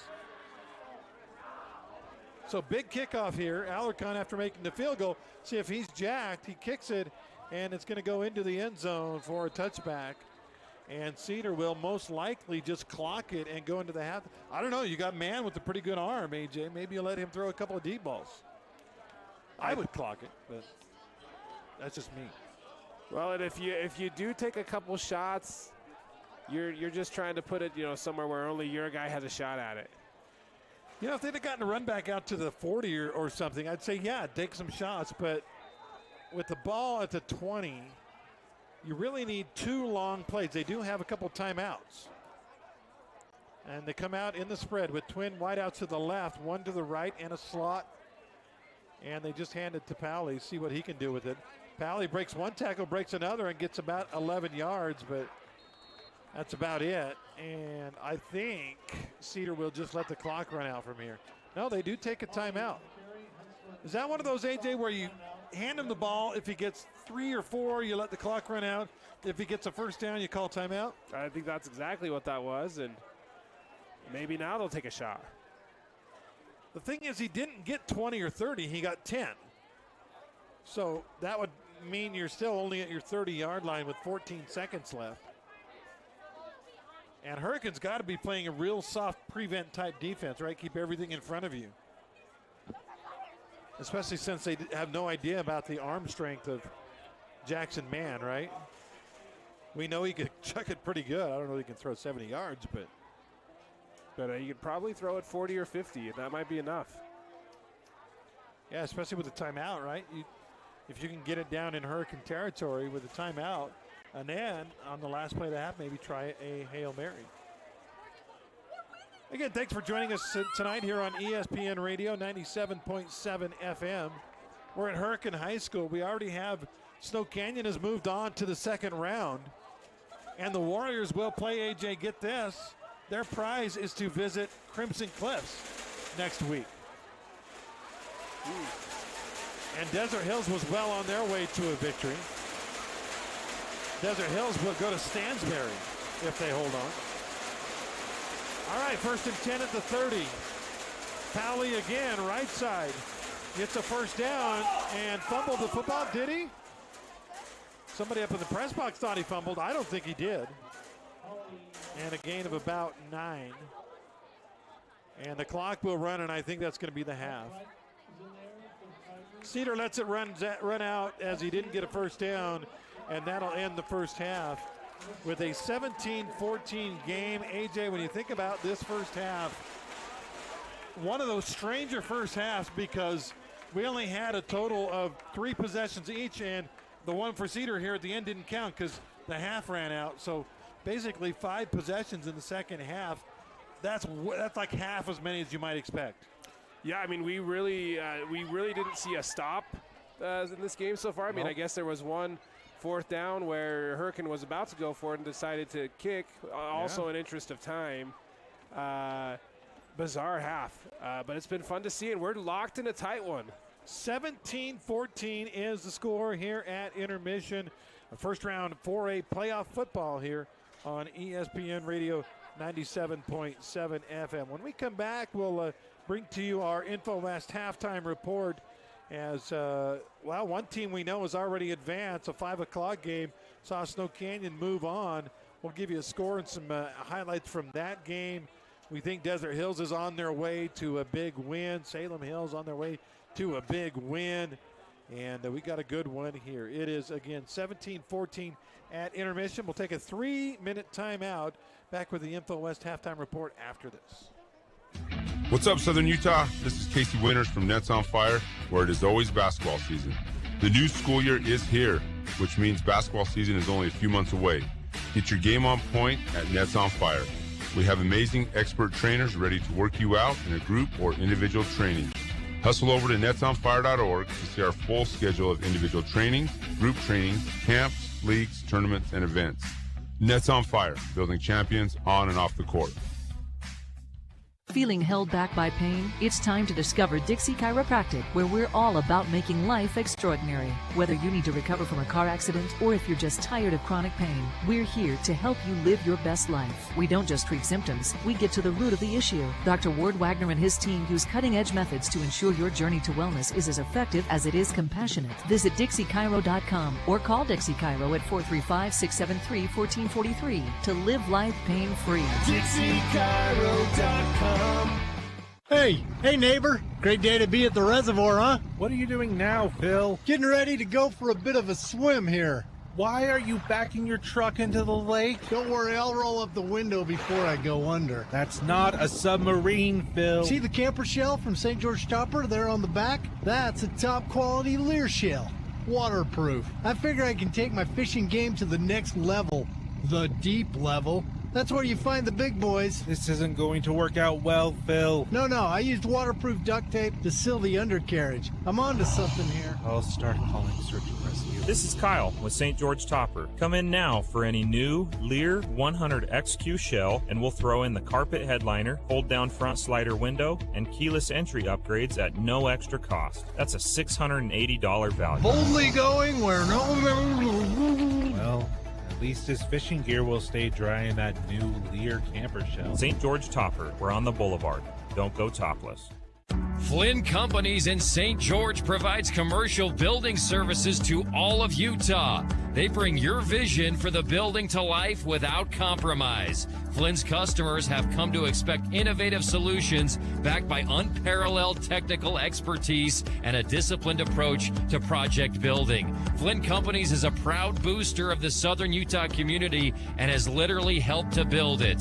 Visit FlynnCompanies.com today.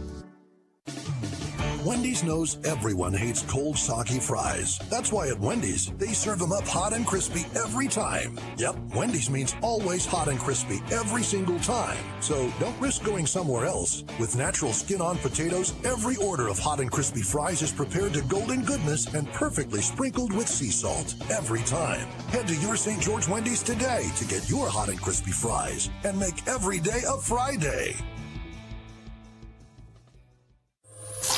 You're listening to the InfoWest Halftime Show. Got a lightning-fast look at the first half stats, big plays, and scores from around the region. Yeah, welcome back. I'm Andy Gray. Griffin, thanks for coming along for the ride tonight. Pretty good one, AJ. A very funky first half with Cedar scoring on both of its possessions. The last one I don't count because the half ended. And Hurricane scoring on all 3 of its possessions. You heard me right. 5 possessions, now 6 again if we count that one at the end. But very strange first half and a 17-14 Hurricane lead. Yeah, it's been a great game so far, just like we expected. This is going to be a tight game, 2 teams evenly matched, and we've seen a score on every possession. There's really been no stops. By the way, Hurricane over 20,000 now population. So it used to be Hurricane was like the little brother, but Hurricane is growing like a weed. In fact, AJ, you're a resident of Hurricane right now. Living out there, what is it, Dixie Springs or something? Dixie Springs, just 3 minutes off of the beautiful Sand Hollow. It's good out here in Hurricane. It's been growing. I had a chance to talk with the mayor of Hurricane last week, and Nanette Billington.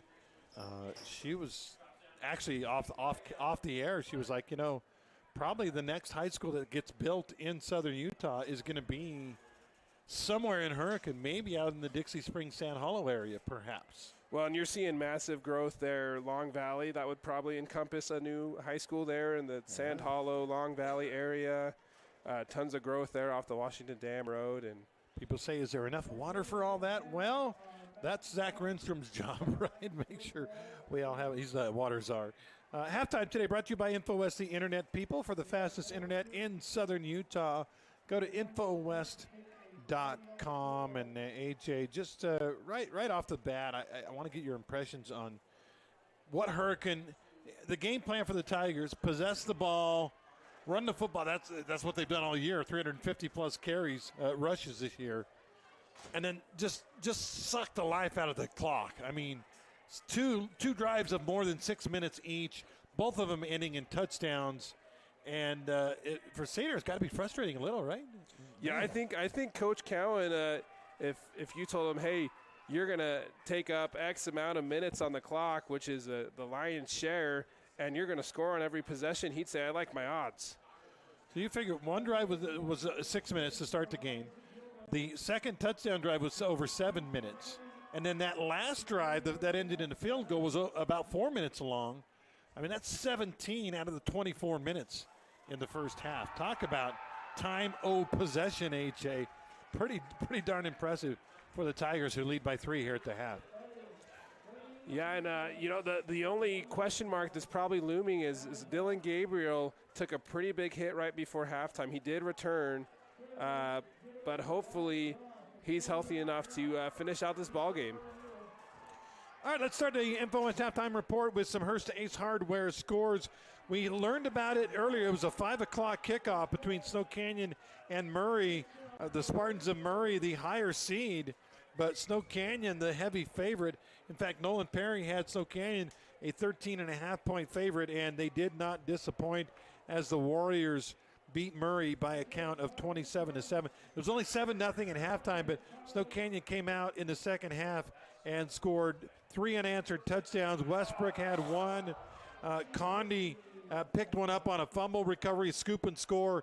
And then Cale Johnson from Lounsbury from 12 yards out. It's 27-0. Murray did manage with about 3 minutes left to get a touchdown, but Snow Canyon moves on to the second round of the playoffs. And as I mentioned earlier, AJ, their prize for winning at Murray, they get to go to Crimson Cliffs next week, the defending champs. Oof. So congratulations to Snow Canyon for getting the win there. Uinta is blowing out Mountain View right now. 45-14 is the score in that one. 38-7, Salem Hills blowing out Tooele. Not a surprise there. Desert Hills at home, AJ, I couldn't believe this when I saw this on Perry's Power Guide. 63-point favorites against Jordan. It's kind of disappointing. They're only up 42 right now. Yeah, so that Perry's Power Guide, sometimes I read that thing and I'm like, how does this work? Because I don't think they're going to be 63-point. I don't think they're going to cover that spread. Even in today's era of running Mercy Clock, to win by 63, you basically have to score, 49 of them in the first half, right? All right, a couple of other scores from the 4A first-round playoffs. Bear River beating Timpanogos at Timp. So that would be a higher seed with the upset. That game has got about 11 minutes left. 23-14 Bears on top. Mountain Crest is beating Westfield Longhorns. In my mind, one of the worst teams in football, but they made the playoffs. Only 24 out of 28 made it, and they're losing right now 21-7. And last we heard, AJ, it's gone to halftime now at Pineview. This is the 18-15 game, and this is the 17-16 game anyway. Dixie leading Pineview, pulling the upset early by a count of 21-7. Pineview led in the first half with All-American Brock Harris with a 14-yard touchdown catch from Levi Shaw, but it's been all Dixie since then. The Flyers with 21 straight in the second quarter. Sawyer. Imagine that. He has all 3 touchdowns. The Flyers lead at 21-7 at intermission. And, Pineview coming off of really a heartbreaking loss the week before. And Dixie's kind of been playing some better football the past few weeks. So maybe not a surprise to those that pay attention. And let me quote Mr. Andy Thompson. I talked to him day before yesterday. I said, how do you think that'll go? He said, I think Dixie will win. That's all I got. He didn't make some kind of bold, crazy prediction, but he said, I think Dixie will win. So far, Andy looks pretty smart as Dixie leads that game by a count of 21-7 at the half. Here it is 17-14. Hurricane on top of Cedar. We don't have much in the way of stats, but it was such a funky half. That first drive, by the way, for Hurricane, AJ, they faced a 3rd and 12 and a 3rd and 18 and converted on both of those. One of them was on a fantastic catch in the end zone or near the end zone at the 1-yard line. But the Tigers didn't go according to script in the first drive because they didn't have 3rd and short every time, but they did convert. And in fact, at one point, they were 7 for 7 on 3rd downs. Yeah, oh man, it's been a bizarre game. I mean, you mentioned that long pass. That was to JT Trump. Yeah. And that he had to catch it twice in traffic. And I actually thought he scored on the play. Next thing you know, they're running up to the line doing the tush push. Yeah, first and goal at the 1, and Gabriel was able to sneak that thing in. I think Cedar probably thought they scored too. They weren't ready for the tush push as he got in easy. But, man, what a ball game. It's been a good one. It's been a quick one, too. And that clock doesn't stop. The other scoring in the first half, Hurricane again up 7-0. Cedar matched it, though, with Crew Giles scoring on a 7-yard pass from Jackson Mann. Hurricane came back, another long drive culminating in a Connor Clyde 5-yard run to make it 14-7 Cedar. With the match, though, just 2.5 minutes later, as Dylan Crowley with the touchdown catch off the throw from Jackson Mann. And then late in the half, with 20 seconds to go until halftime, it was Dom Alarcon, a 37-yard field goal. And that's where we sit right now at 17-14. Carrick, Carrick is gone, isn't he? All right. I think Carrick's working on the cameras and making sure. I mean, he's done a great job tonight. He's the man behind all those replays and those beautiful graphics we see up on the screen. And thanks, by the way, to Trenton, too, coming in and helping us out. Yeah, Trenton Tasker, he's here helping us run the camera and doing a great job.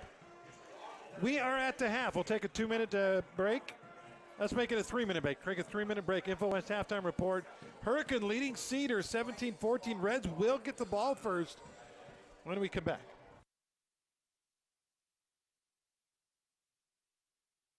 Fabulous. So fabulous.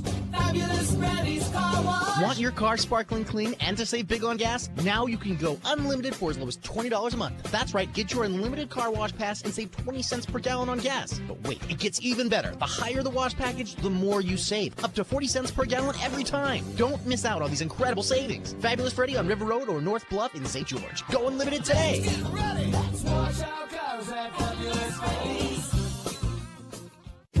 There's no better time to bring the timeless quality and dependability of GE appliances to your home than right now with your local appliance experts at Appliance Wholesalers Plus. Save on premium finish options that you won't find anywhere else, and features that help you spend less time doing chores and more time doing what matters to you. Now's your chance to save big on select GE appliances. Visit your local appliance experts at Appliance Wholesalers Plus or shop online at ApplianceWholesalerSplus.com.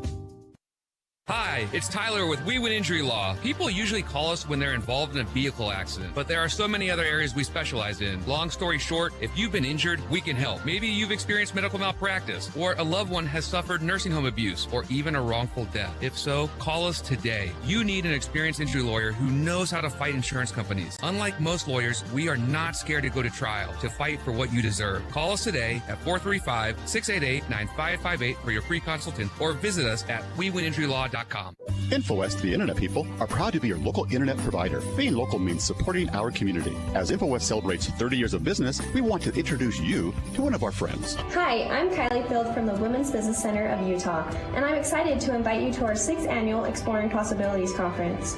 Join us on September 5th from 4 to 8 p.m. at the Courtyard by Marriott in Cedar City. Don't miss this inspiring event. Register now at wbcutah.org. We hope to see you there.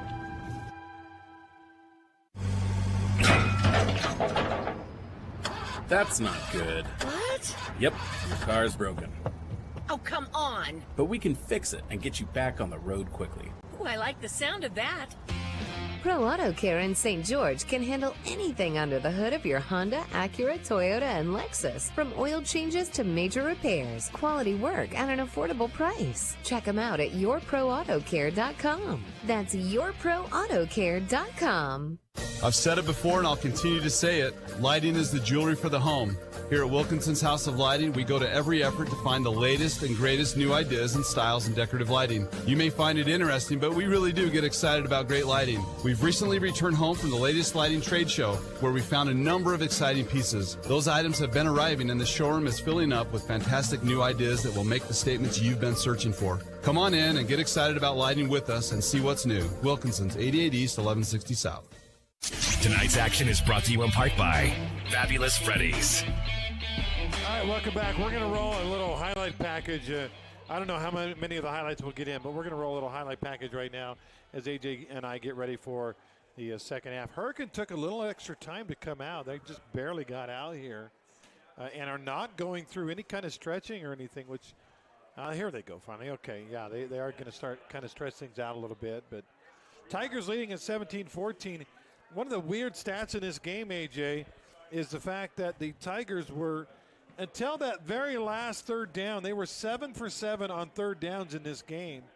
And the last one actually got them close enough to try that Dom Alarcon field goal. So even though they didn't get the first down, they got 7 yards, and Alarcon then hit the field goal. By the way, here's that catch down there. Amazing catch on the replay by Trump. But, yeah, AJ, they were phenomenal on third down. Some of them were hard. 3rd and 18, 3rd and 12.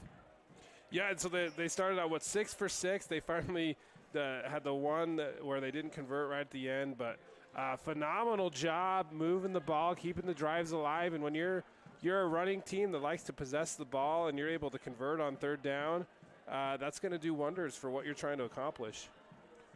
I, too, am impressed with this young quarterback for Cedar. We have not seen. We saw one play, I think, with the Cowan quarterback, the young guy for Hurricane. It's been Gabriel otherwise, but this man kid for Cedar, AJ, they're not afraid to put it up there. He's slinging the ball around the yard, as they say. Yeah, and you know what? For Cedar, they've had 3 possessions. They scored on 2 of them, and the 3rd possession they just ran out of time because they got the ball with 20 seconds left. You saw that TD pass right there, by the way, to Crowley, and the ball was thrown perfectly. AJ, that was a high level of difficulty, yeah. Far side of the field. He dropped it right in there.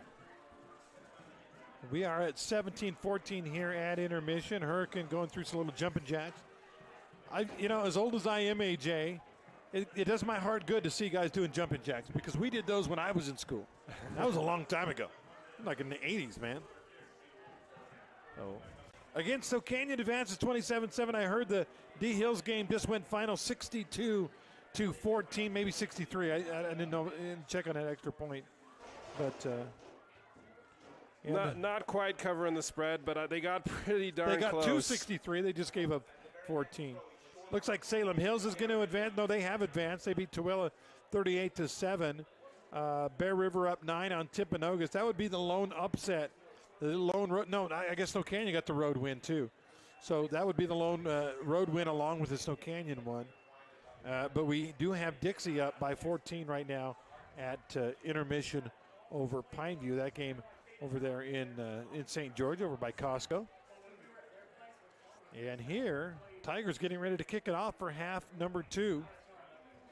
As Hurricane leading it by 3. Thank you, Carrick, for the highlights. And Trenton up there running pushing all the buttons and aiming the thing the right way. Way to go, Trenton.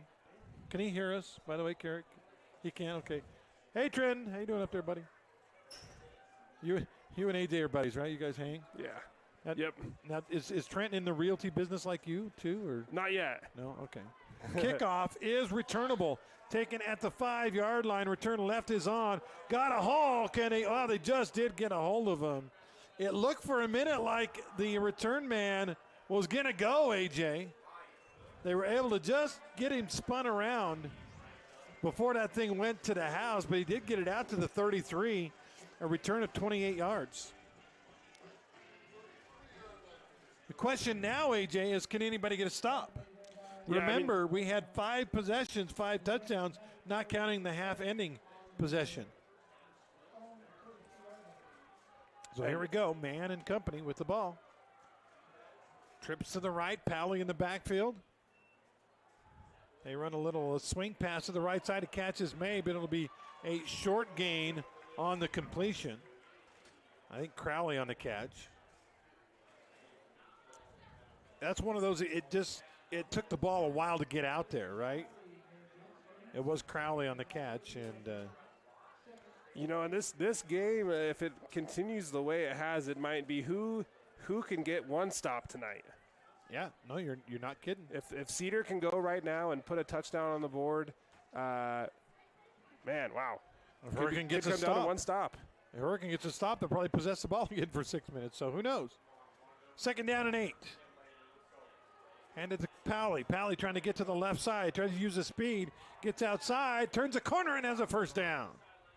Wait for the spot by the official, but it looks like it is at the 44, which would be about a yard beyond the first down sticks. And that's it. Powley, just really good speed as we check out that replay. He really had to turn on the jets to get around the corner. Barely did, and that's good for a first down. Powley, a 1,000-yard rusher. He also has 10 touchdowns this year. He doesn't have one in this game yet. That's 10 rushing. I think he has 1 receiving, too, so 11 touchdowns. And it'll be first down and 10. Cedar at the 44. We're about a minute into the second half. First-round playoff action here from H-Town, Hurricane High. Tigers black unis with red and white trim. Cedar in their road whites. Quarterback throws a slant, and it's picked off, and it could be to the house, to the 25, 20, 10, 5. It's a pick 6 for the Hurricane Tigers. Unbelievable. And that's Jackson Winiger with a pick 6. What a huge play. He takes it to the house. I'm going to say about a 50-yard return, 48, something like that. Well, here's a replay. We'll find out exactly.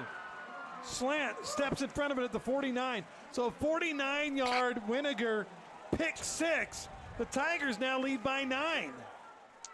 And the way that this game has gone, this is huge. Hurricane going to be up 10 points. And that is, AJ, the young quarterback mistake. He looked at his guy was open, he thought, but on the other side, the linebacker Winiger comes across, steps in front of the pass, and then knows what to do with it after that. The St. George Topper extra point is good. 1 minute into the second half, the Tigers with the pick 6. We'll be back after this.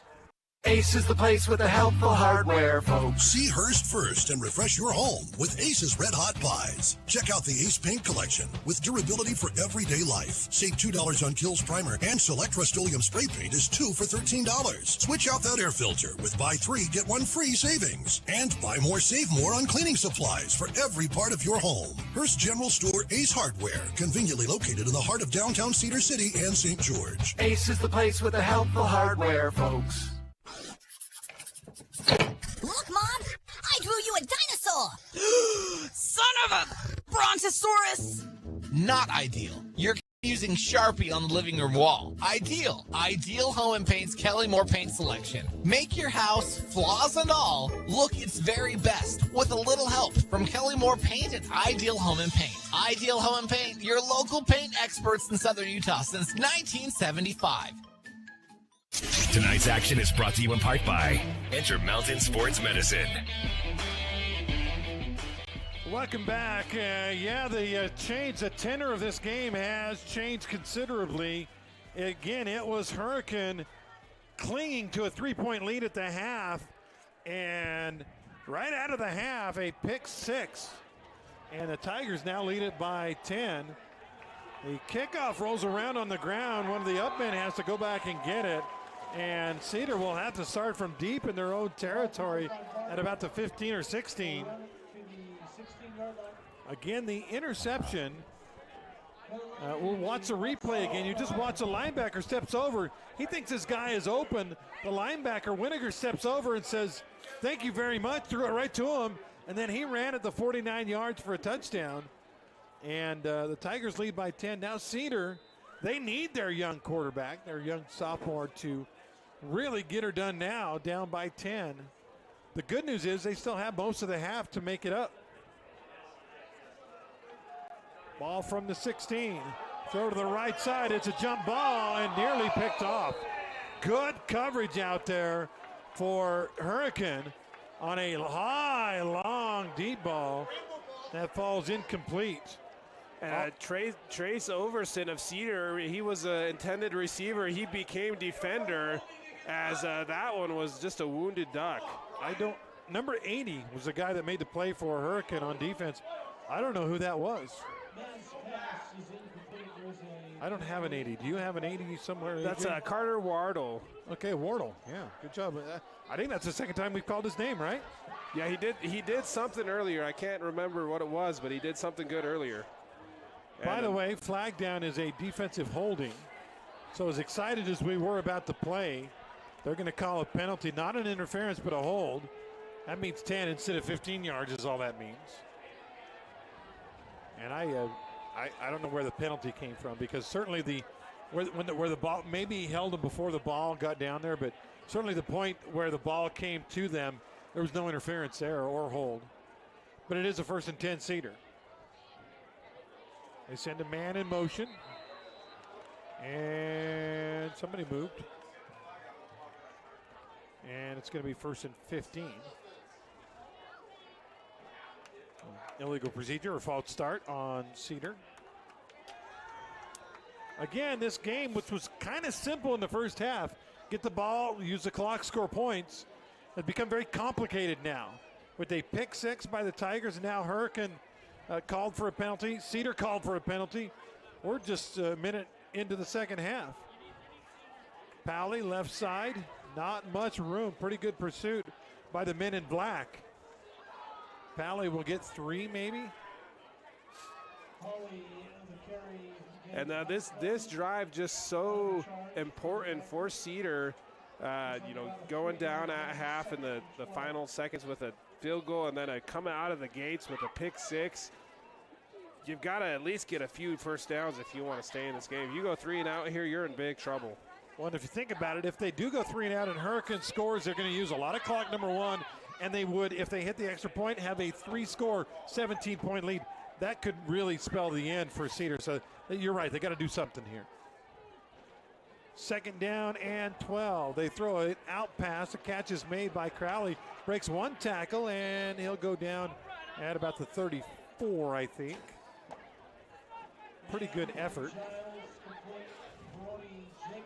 Oh, that was Jacobs on the catch, not Crowley. My bad.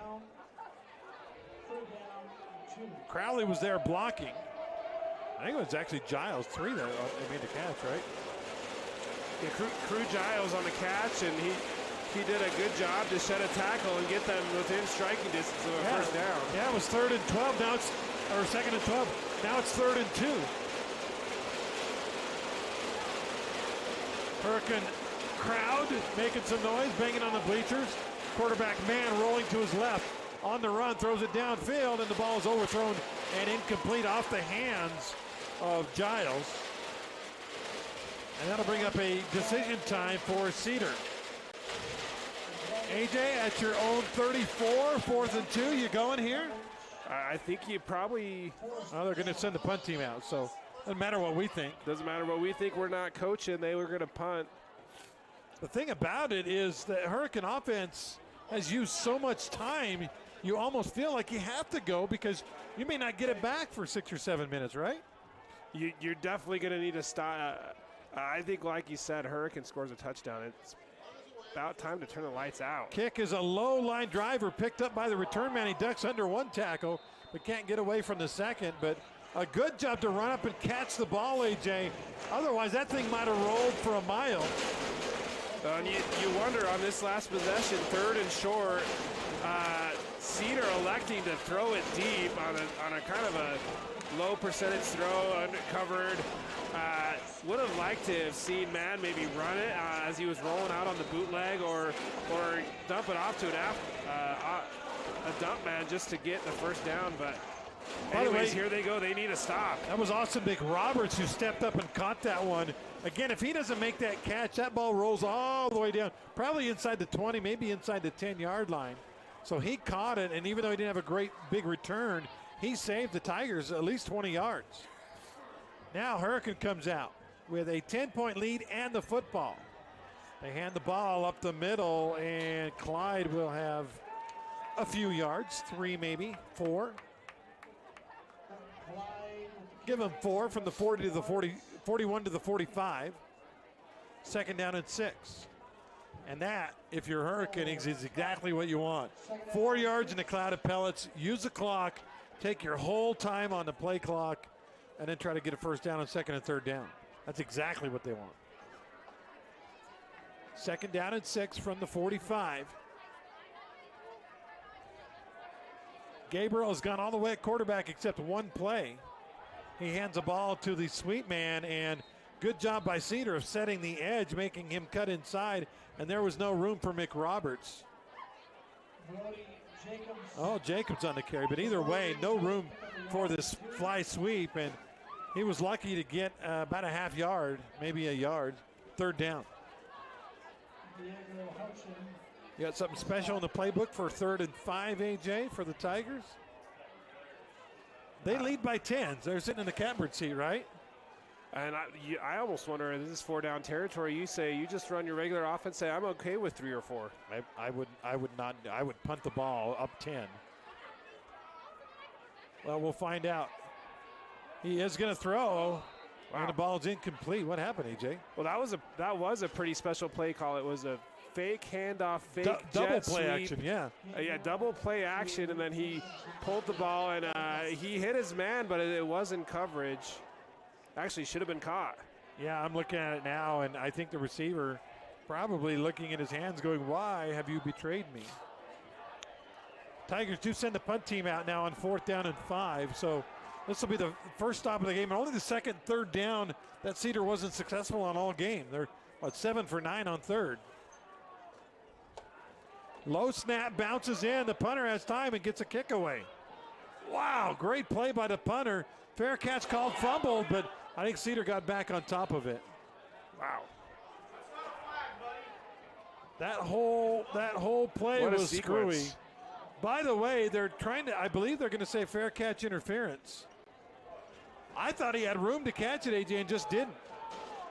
I think so too, and we'll check out that replay, but what a sequence. The snap low, bobbled, under pressure. The punter makes a heck of a punt, and the fair catch was bobbled. There needs to be a halo around that return man. I actually, upon further review, I think it's a good call, a fair catch interference. The replay is nice, and it's the first time this year we've had the luxury of replay. I'm going to go with it. When I first looked at it, I'm like, no. But looking at the replay, there was a Hurricane player too close to that fair catch. Now, they have not set the ball yet. Now they are marking off the yardage. And it'll be a 15-yard mark-off because in high school, fair catch interference is 15. Comes all the way out to the 45. And at the end of the day, that punt is going to net maybe 10 yards. Yeah, it was, the 44, 45? So a net of about 10 yards, you're right. Should have gone for it. Well, hindsight is 20/20 though. Throw over the middle, and pretty good defense. Getting a hand up was a defender. The deep ball was incomplete. AJ would have had to have been a perfect pass. Even with the great defense, a perfect pass might have completed it, but it was not. It was a little overthrown. So Cedar feeling better after they get a stop and take over with pretty good field position. Now, a referee just threw a flag, AJ. Might be a sideline warning flag. There are multiple flags on the play.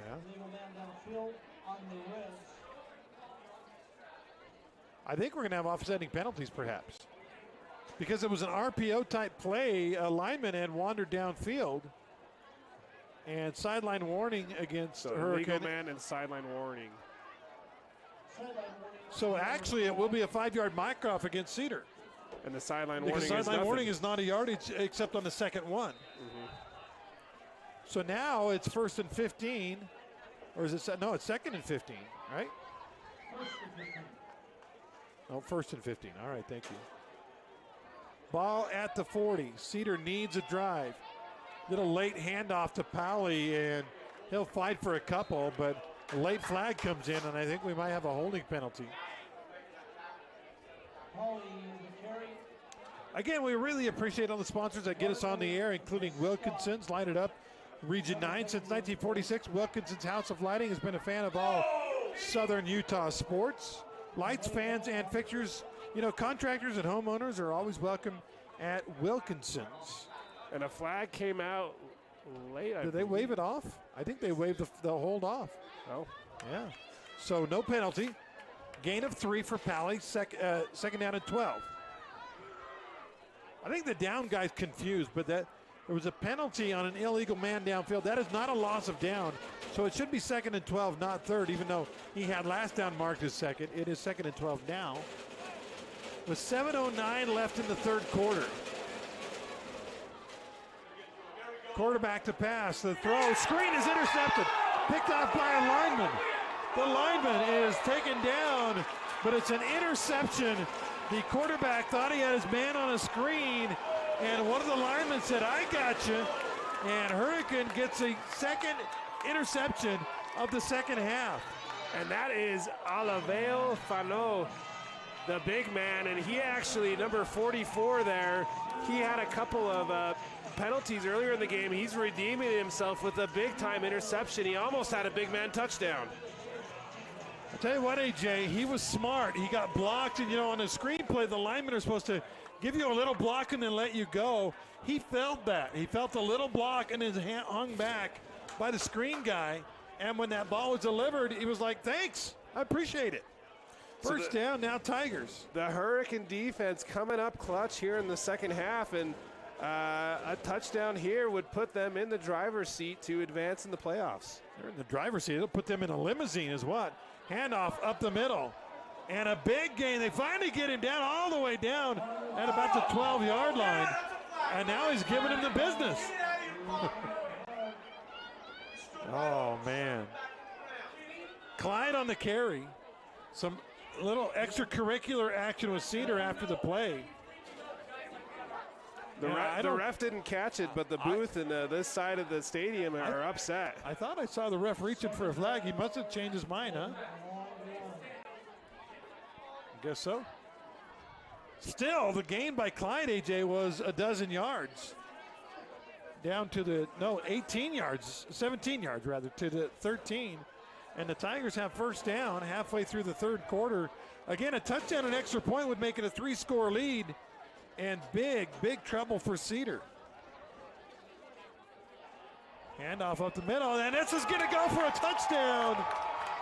As all that misdirection and everything caught Cedar, and Clyde will veritably walk into the end zone, and it's now 30-14. Wow. Big time run. The hole was so big you could drive a dump truck through it. And Clyde dancing in the end zone has put Hurricane in prime position to advance in the 4A state playoffs. Well, I don't know if you saw that replay. There were 2 or 3 outside guys that they stayed home, right, for the sweep guy. Problem is, the sweep guy, the ball was already long gone. Now a big St. George Topper extra point. The ball is bobbled, and they're going to get him down before he can get the point. This is huge, AJ. It's an extracurricular, too. Instead of a 17-point bulge, it's still a 2-score game at 30-14. This is big, AJ. That extra point is huge for Cedar. So we're going to take a timeout. 6 minutes left in the third quarter, AJ. Our We Win scoreboard has it 30-14, but Cedar, a little glimmer of hope here because they're only down 16 instead of 17. Hey neighbor, great day to be at the reservoir, huh? What are you doing now, Phil? Getting ready to go for a bit of a swim here. Why are you backing your truck into the lake? Don't worry, I'll roll up the window before I go under. That's not a submarine, Phil. See the camper shell from St. George Topper there on the back? That's a top quality Lear shell. Waterproof. I figure I can take my fishing game to the next level. The deep level. That's where you find the big boys. This isn't going to work out well, Phil. No, I used waterproof duct tape to seal the undercarriage. I'm onto something here. I'll start calling search and rescue. This is Kyle with St. George Topper. Come in now for any new Lear 100 XQ shell, and we'll throw in the carpet headliner, hold-down front slider window, and keyless entry upgrades at no extra cost. That's a $680 value. Boldly going where no... Well... At least his fishing gear will stay dry in that new Lear camper shell. St. George Topper, we're on the boulevard. Don't go topless. Welcome back to the game. Brought to you in part by Bucks Ace Hardware. Cedar with a nice run back around the right sideline will get the ball all the way out across the 40-yard line. And we've got a rules expert, Carrick, over there. Carrick, was it a fake or was it a bobbled extra point? He thinks it's a fake. So I watched it with Carrick in the break, and you see the holder catch it, never goes to set the ball down, flips it up to the kicker. Well, the only thing I would say about that, Cedar had penetration. Maybe the holder realized it was going to be blocked and said, you know what, we got to do something else. That's the only thing I would say, because it doesn't make sense up 16 to fake the extra point. 5:53 left, third quarter, 30-14. Hurricanes. Cedar needs to move the ball, and they need to move it right now. They hand it to Powley up the middle, and he gets about 4 or 5. Now, with halfway through the third, you could, 4 or 5 yards is okay, right, AJ? Down 16. They have time to move the ball 5 yards at a time at this point. But knowing that if Hurricane gets the ball back, they're going to use a lot of clock. They go Powley again, left side, and this time, instead of 4, he'll get 2 maybe, and it'll bring up 3rd and 4.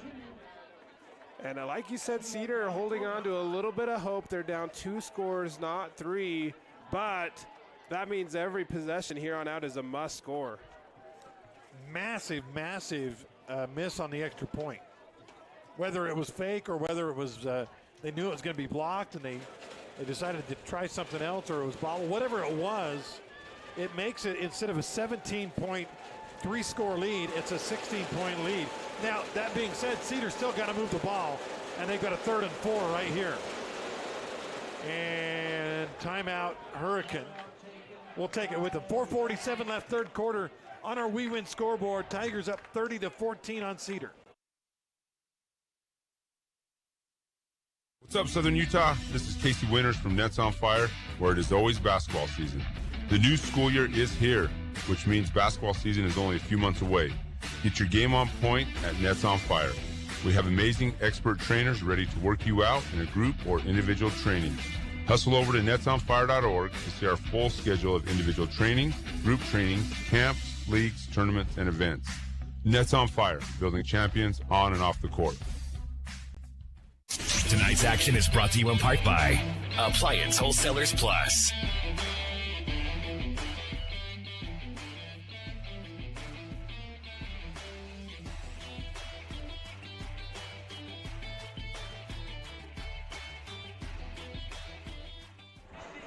Welcome back, Andy and AJ here. It is Third quarter action, and Hurricane leads by 16. Yes, not 17. Even though they have a field goal in there, they lead by 16. And a big third down for Cedar. Third down and 4 at the 50-yard line. You can hear them making a lot of noise with the bleachers. That's some stomping by the student section.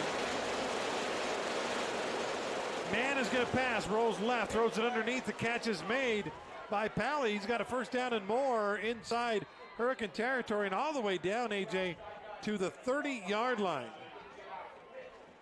And that was actually Childs on the catch. Yeah, Giles ran a very nice route, and he was wide open. Good catch good read by the quarterback to hit him with it, and that's a big gain. Pickup of 18 on 3rd and 4, first down. Now man back to pass, flush to the right side. He's running. Looks downfield, throws it, and it is picked off again. And a flag flies late. Man, oh man. Man just creating more time, and nobody was open. He finally threw it up for grabs. Should have thrown that thing out of bounds, AJ. Should have checked that one out of bounds. That's a young quarterback trying to make a play on a first down he didn't have to make. And this kid, obviously, man, I think he's going to have a bright future. Very talented, heck of an arm. The decision-making, you can see he's still a young sophomore, still figuring things out, and that's a very costly turnover. Wow, Cedar with a way late hit after the play was over, and that's going to cost them 15 yards too. So the interception and then the maybe salt in the wound, a personal foul late hit. And move the ball out to the 40. The last few big plays, it's been getting very chippy. Cedar very frustrated right now. Obvious to see you there on the field. Third interception of the quarter for the young quarterback. And Hurricane goes into Hurricane mode. That is, run the ball up the middle, use some clock. And it's actually been pretty successful for them. As that one by the running back, I think it was Clyde on the carry, is good for 6. Yeah, 6-yard gain right up the middle. I've lost my roster here, but I want to make sure Connor Clyde on that carry. And got it to the 45. Hurricane loves that play on first down. At 6 yards, that's exactly what they want to implement in this game plan. We'll scale back a little, call it 5.5. Second down. Now they go to the sweep man, and McRoberts has a first down. And a good gainer down to the 46-yard line. So quick around the edge, and Hurricane has done Cedar has done a great job, AJ, of setting the edge so he can't get to the corner. And McRoberts says, that's fine, I'll just cut up into the hole. And that time he got 9 yards and a first down. Well, the Tigers very happy to use every second of the clock with a 16-point lead. And now the ball on the plus side of the 50 at the 46. Quarterback Dylan Gabriel somehow gutting this thing out, missed one play. Now a hand up the middle, Clyde again, and a first down again. Right up the gut, Connor Clyde inside the 40 down to the 34-yard line. Hurricane really playing with some swagger. Those fakes that they've been playing all game are starting to pay off. As there, Cedar not sure who had the ball. Good gain there up the middle, and then they're just frozen watching all those fakes. Maybe not the skill level of the great Hurricane teams from a decade or so ago, but you get that kind of feel of you don't know where the football is. You know the dive play is the biggest play for them, and then you got other guys assigned wide, and they can't even go make a play because they got to stay with their assignment. It feels like the Brian Scott years. This time end around again, and it's a first down and more down inside the 20-yard line. And another good gainer for the Hurricane Tigers, and they are starting to feel it, AJ. Yeah, and that's exactly where the dive play over and over and over again starts to pay off, because now the pitchmans and the jet sweep man are getting open.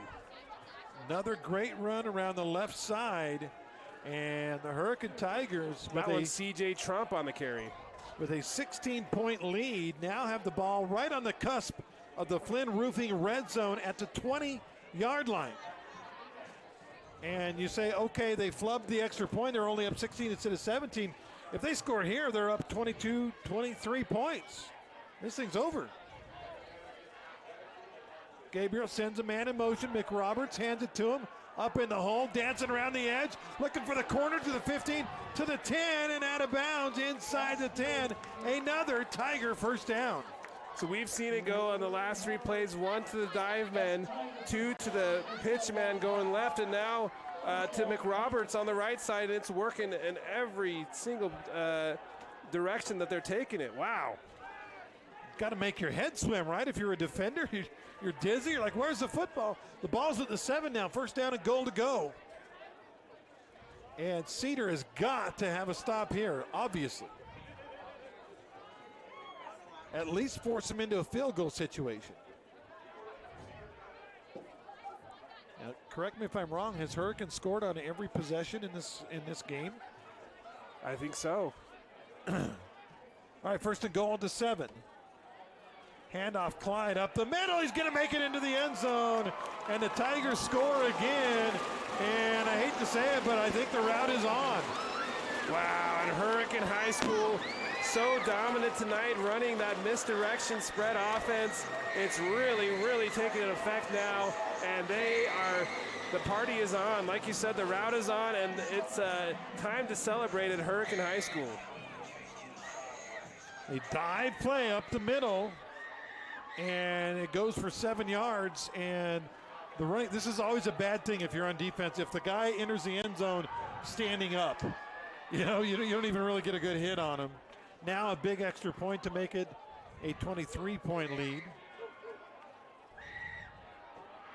St. George Topper PAT is up, and it is good. And we'll take the break. 1:43 left, third quarter. Tigers are feeling it tonight. They're up 37-14.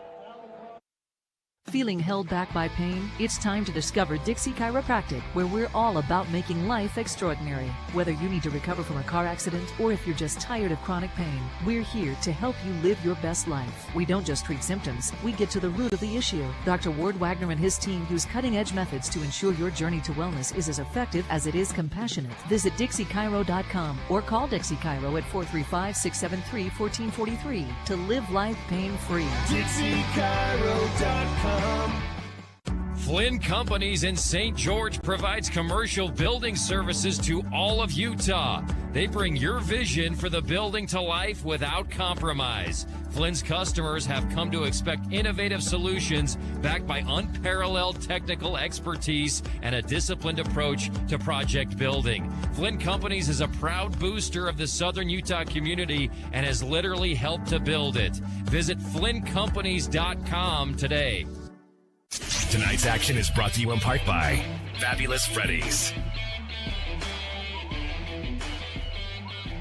Kickoff is a directional kick to the right side. The return man out to the 15, to the 25, 20, out to the 30, out to the 35. Still going across the 40 and out across midfield. The girls in front of us are cheering because they finally made the tackle. I hate that about the girls in football. The guy just ran 55 yards on a run back, and the girl's like, hey, we tackled him, yay. Anyway, it is good field position for Cedar. That's the good news. The bad news, though, for the Reds is it is now 37-14. 3 straight turnovers here in the second half for Cedar, AJ, and the Reds are in big trouble. That was Slade Parson, by the way, on the return. However, there was a flag, so that's going to go for naught. Oh. And to make matters worse for Cedar, they're backing up. This game tonight, by the way, on Perry's Power Guide, Cedar was favored by a 1.2 by a point and a half. Yep. Props, though, to James Edward. He called Hurricane. He knew that. But Big Buddha. Wow. Or Little Buddha. We can just call him Buddha. You know, covering a 1-point spread. Oh, never mind. It's, Hurricane's blowing them out. First and 10. Cedar, the penalty takes it back to the 30 instead of across midfield. And they try Pally, left side. Pally, Hurricane now on defense, feeling it. Ball comes out. Was he down, AJ? I think they're saying he was down. Referee said he was down. That ball was never out, in his opinion. It was on September 20th, so just over a month ago. that Cedar beat Hurricane 28-21. Yeah, I think he was down too.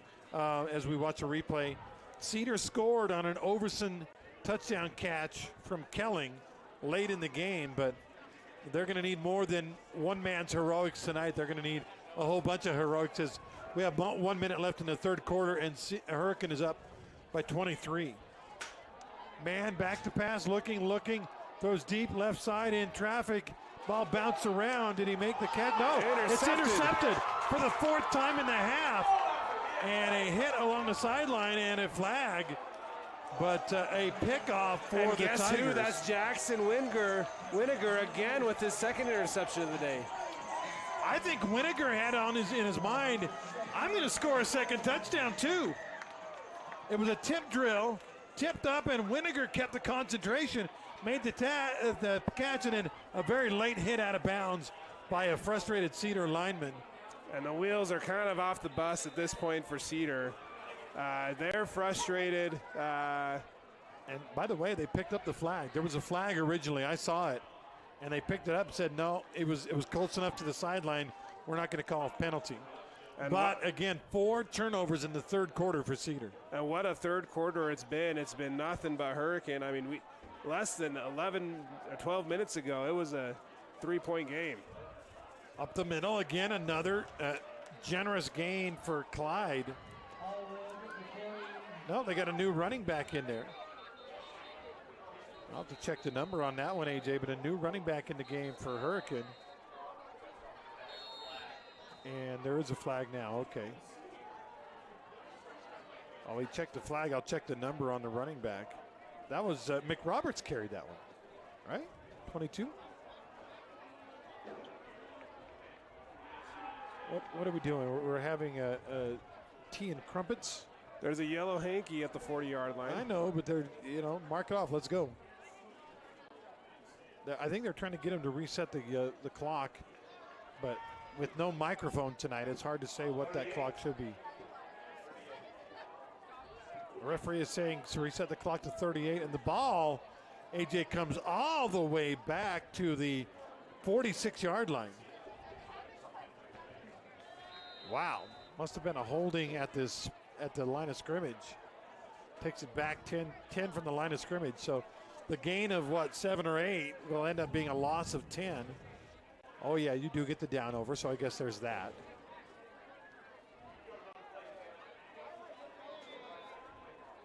And I don't know that Hurricane can run the rest of the clock out here in the quarter. I think they've got to run a play. And that's what the coach just told his guys. He's like, no, we got to run a play. Hurry. Down to 10 seconds. The referee can have 5, 4, 3, 2, 1. And I think the Tigers have to take a timeout, AJ. With 3 seconds left in the quarter, we're going to keep it right here. I want to thank again some of our pregame sponsors at Findlay Subaru, as well as Timeless Awards Company and Wendy's with their great way to start your day with the Wendy's bacon, egg, and cheese biscuit. Also, Intermountain Sports Performance. And AJ, if we go to these two quarterbacks, number one, we thought we would see the backup for Hurricane. We have, except for one play, it's been Gabriel all the way. And for Cedar, man passed the muster test all the way to the third quarter. And then the third quarter has been a disaster for the young man. 4 interceptions just in this third quarter alone. Man, the Hurricane defense has come out and just put some pressure on him, forced him into some mistakes, and they have capitalized on every errant throw he's made. Now they're going to work on, put some more time on the clock maybe. Again, Hurricane thought they could run the clock out for the quarter, but they had run out of time, and so they end up using one of their timeouts. At this point, the 23-point lead, it doesn't matter. There are 4 seconds left in the third quarter. They'll have to run one play.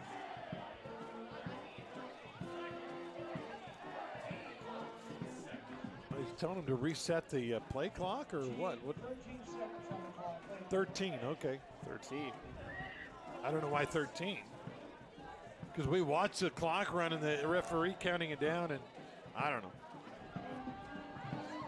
But unless they throw an incomplete pass or run out of bounds here, this will be the last play of the third quarter. on first down and 20. They try the end around, and Cedar pursues that one pretty well, and that's how the quarter will end. Hurricane will be facing a second and long, but what a quarter it's been for the Tigers. 20 unanswered, 4 interceptions in the quarter. And with 1 quarter left in this first round playoff game, on our We Win scoreboard, it's Hurricane 37, Cedar 14. Wendy's knows everyone hates cold, soggy fries. That's why at Wendy's, they serve them up hot and crispy every time. Yep, Wendy's means always hot and crispy every single time. So don't risk going somewhere else. With natural skin-on potatoes, every order of hot and crispy fries is prepared to golden goodness and perfectly sprinkled with sea salt every time. Head to your St. George Wendy's today to get your hot and crispy fries and make every day a Friday. It's fabulous. So fabulous. Fabulous Freddy's Car Wash. Want your car sparkling clean and to save big on gas? Now you can go unlimited for as low as $20 a month. That's right, get your unlimited car wash pass and save 20 cents per gallon on gas. But wait, it gets even better. The higher the wash package, the more you save. Up to 40 cents per gallon every time. Don't miss out on these incredible savings. Fabulous Freddy on River Road or North Bluff in St. George. Go unlimited today. Get ready. Let's wash our cars at Fabulous Freddy's. Tonight's action is brought to you in part by Intermountain Sports Medicine. Tigers have brought a young quarterback in, and he's going to run it. Take a big hit at the end of the run as Gabriel is out. And they have brought in a new quarterback. His name is Cannon Cowan. And on 2nd and 18, he got 8 and took it, like I said, a big hit at the end of that run. Clock running now, though. 11 and a half to go in the contest. Tigers winning big. That's why you let Gabriel sit, AJ, in the fourth quarter. And by the way, AJ is preparing us a Bucks Ace Hardware trivia question. Yeah, well, I'll get into that after this play. We've got a good one for you. Handoff up the middle. Gang tackling a Cedar, but not until a pretty good gain right up the gut. I think that was Clyde on the carry. No, Allred on the carry. 16, not 15 this time. And the gain is 6, so 4th down and 4 with 10:50 and counting. If you want to participate in the Bucks Ace trivia question, get your phone out. Get ready to text Andy at 467-5842. That's a 435 area code. We've got a good one for you, and it's going to be about Hurricane High School. Yeah. Is it about the head coach or about the year? It'll be about the year, and Okay. You get bonus points if you name the head coach. Well, I'm going to name the head. It was Chris Homer was the head coach when they won a state championship. Here we go, 4th down and 4. The young quarterback throws a quick out, and that's a first down, although a late flag comes flying in back by the line of scrimmage. Are we going to have a holding, AJ, on 4th and 4? It's in the area of a hold or an ineligible man and downfield. they did sneak Dylan Gabriel back out there on you. And he made a nice throw, too. So the 4th down conversion will go for naught. The ineligible man downfield is a 5-yard penalty. And it'll be 4th and 9 at the 35. Still too close to punt, maybe? If you had a guy you felt like could hit a directional punt down inside the 10, maybe you punt here, but they're going to go. You can ask the question now, AJ. So the Bucks Ace Hardware trivia question of the night: when did Hurricane most recently win a state championship? They were at the 3A level at this time, and their head coach was Chris Homer. Yep. And I believe they beat Desert Hills in the championship up at the U of U. Here we go, 4th down and 9. And hold everything. We have a flag. We do have a flag. And at this point, with the ball now back at the 40, I would almost be inclined to go ahead and punt it on 4th and 14. And I think that's what they're going to do. I think they took the delay on purpose. And here comes the punt team. It was Desert Hills, right? Charlie Fafita knocked the fumble out. It was against Desert Hills. Down at the goal line. But we need the year if you want the money. We need the year, yep. Text me at 435-467-5842. 435-467-5842. What year did Hurricane win? They punt it and they bump into the punter. The ball will be down inside the 5. I know there is a flag. Question is, running into or roughing the kicker? The white hat, he's the guy that has to make the decision. In high school, it is still a two-tier penalty. And if it's a 5-yarder, they're going to go ahead and decline it. There's a second flag downfield, which would imply perhaps a holding. And we're gonna wait and see. I believe we have a. Is that correct, AJ? That is correct, and we do have our winner. We have a winner. I need you. You just texted me. The answer is 2011. You are correct. You need to text me your name so we can put your name on the prize. And a few details about this game. They deets. Hurricane in 2011, headed by Coach Chris Homer at the time. Hey, 4th time's the charm for Hurricane that year. They had been to the state title 3 years in a row before finally getting it done over Desert Hills with a 21-0 win behind the likes of Brian Scott. Sure, I don't think Brian was on that team, though. I think he had graduated already, if I recall. He was there, and he had 108 rushing yards. Oh, he was on the team. All right, there we go. Brian, of course, passed away of leukemia, almost folk hero now, mythological hero in this town. Just, by the way, they're still sorting out the whole penalty thing here. AJ, I was writing for a local news outlet at the time of Brian Scott's death, and I remember telling my boss, and by the way, they went 13-0 that year. I remember telling my boss, I don't want to write this story because I was too close to Brian Scott. Now, and I'm not going to claim to be one of his best friends, but I got to know the kid, and I was really, I didn't want to write the story. It was too painful. And my editor says, actually, that's why we want you to write the story. So I had to write the story about Brian Scott's passing away. And I think that still lives on somewhere in the internet lore, so look it up. Yeah. And just a great kid, a gut-wrenching story. And not going to lie, I shed a few tears writing that story. But they are still sorting out the penalty here. One referee standing by his penalty flag downfield, the other standing by his penalty flag in the backfield. And the white hat still trying to figure out, what are we going to do here? I think it's going to be a running into. Yeah, it is. No personal foul. So that penalty will be declined. Holding on Cedar. The ball was down at the 5. So that should take the ball half the distance down to about the 2.5.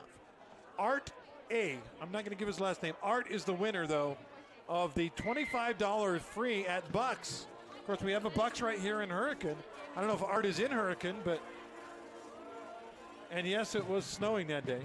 Yeah, it was a snowy eve. We're pulling up some of the pictures. I love it. Some of these great kids just bring back memories. Alex Safita, a big part of that Hurricane defense at the time. Brian Scott, able to get it done on his senior year. Isn't it funny how memories play tricks on you? I actually thought there was a different Hurricane team that finally won it, but it was Brian Scott. 13-0 that year. Amazing. Please do not come onto the field after the players have exited. Please do not come onto PA announcer with 10 minutes left is telling fans to stay off of the field after the game. And it's been a little bit of a, would you call it, chippy was the word you were using, AJ? It's been a little bit chippy, of an emotional game. Emotional game. A Cedar, obviously, they won earlier this year. Now they're not too happy to have it be so lopsided. And now in the fourth quarter, really, they're out of this ball game. Okay, sideline penalty on Cedar as well.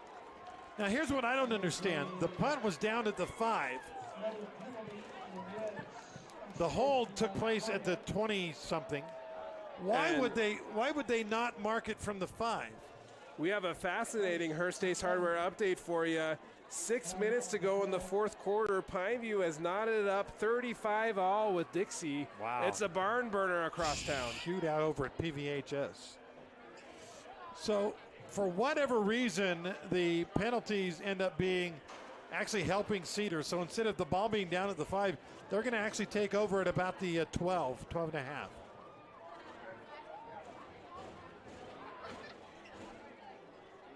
And we've been stopped for several minutes now without any gameplay. Enough What's time going on? for Art to win that $25 at Bucks. Now, Art, that $25 gift card will be at Town Square on Monday morning. Or you can talk with Andy Thompson, make arrangements to meet him somewhere, or I don't know. I mean, I don't think Andy's going to drive to Hurricane if you are in Hurricane, but yeah, we'll figure out a way to get that $25 gift card to you. I know over at Bucks, you can use it there to get. I love Bucks because, AJ, you think hardware store, you think, all right, you got screws and nails, you got boards, you got, hardware stuff. they break out the Jeopardy thing. But Bucks has things like, they've got licorice, they've got toys, they've got, ammo for your gun. They got all this cool stuff. I was just there last night. I picked up a headlamp. Yeah. And on my way out, I saw a $9 T-shirt that I liked. I was like, wow, this is a great stuff here. You scored a T-shirt. And now they're going to call both teams to the sideline while the referees are still discussing. Is this another one of those cases where something was said? I don't think so. Because they haven't called the whole teams together. I think the referees are trying to figure out how to mark this whole penalty thing off. And if this game was tied, this would be a tension-filled moment. But it's a 23-point game with 10 minutes left. So let's just mark it off and go. Put it anywhere, right? Yeah. By the way, Art says he's in Monticello. Give it to someone else? Yeah, so, okay. Well, Art, we will then pass it along to someone else. But thank you for playing. Art looked it up, I think.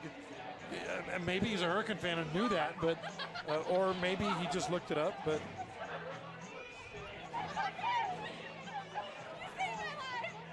so yeah, I'm not sure what's taking so long. Here's my take, AJ, and I might be off base, and maybe Art knows better than we do. I think they should have let the ball stand at the 5-yard line down there and mark those penalties off from there.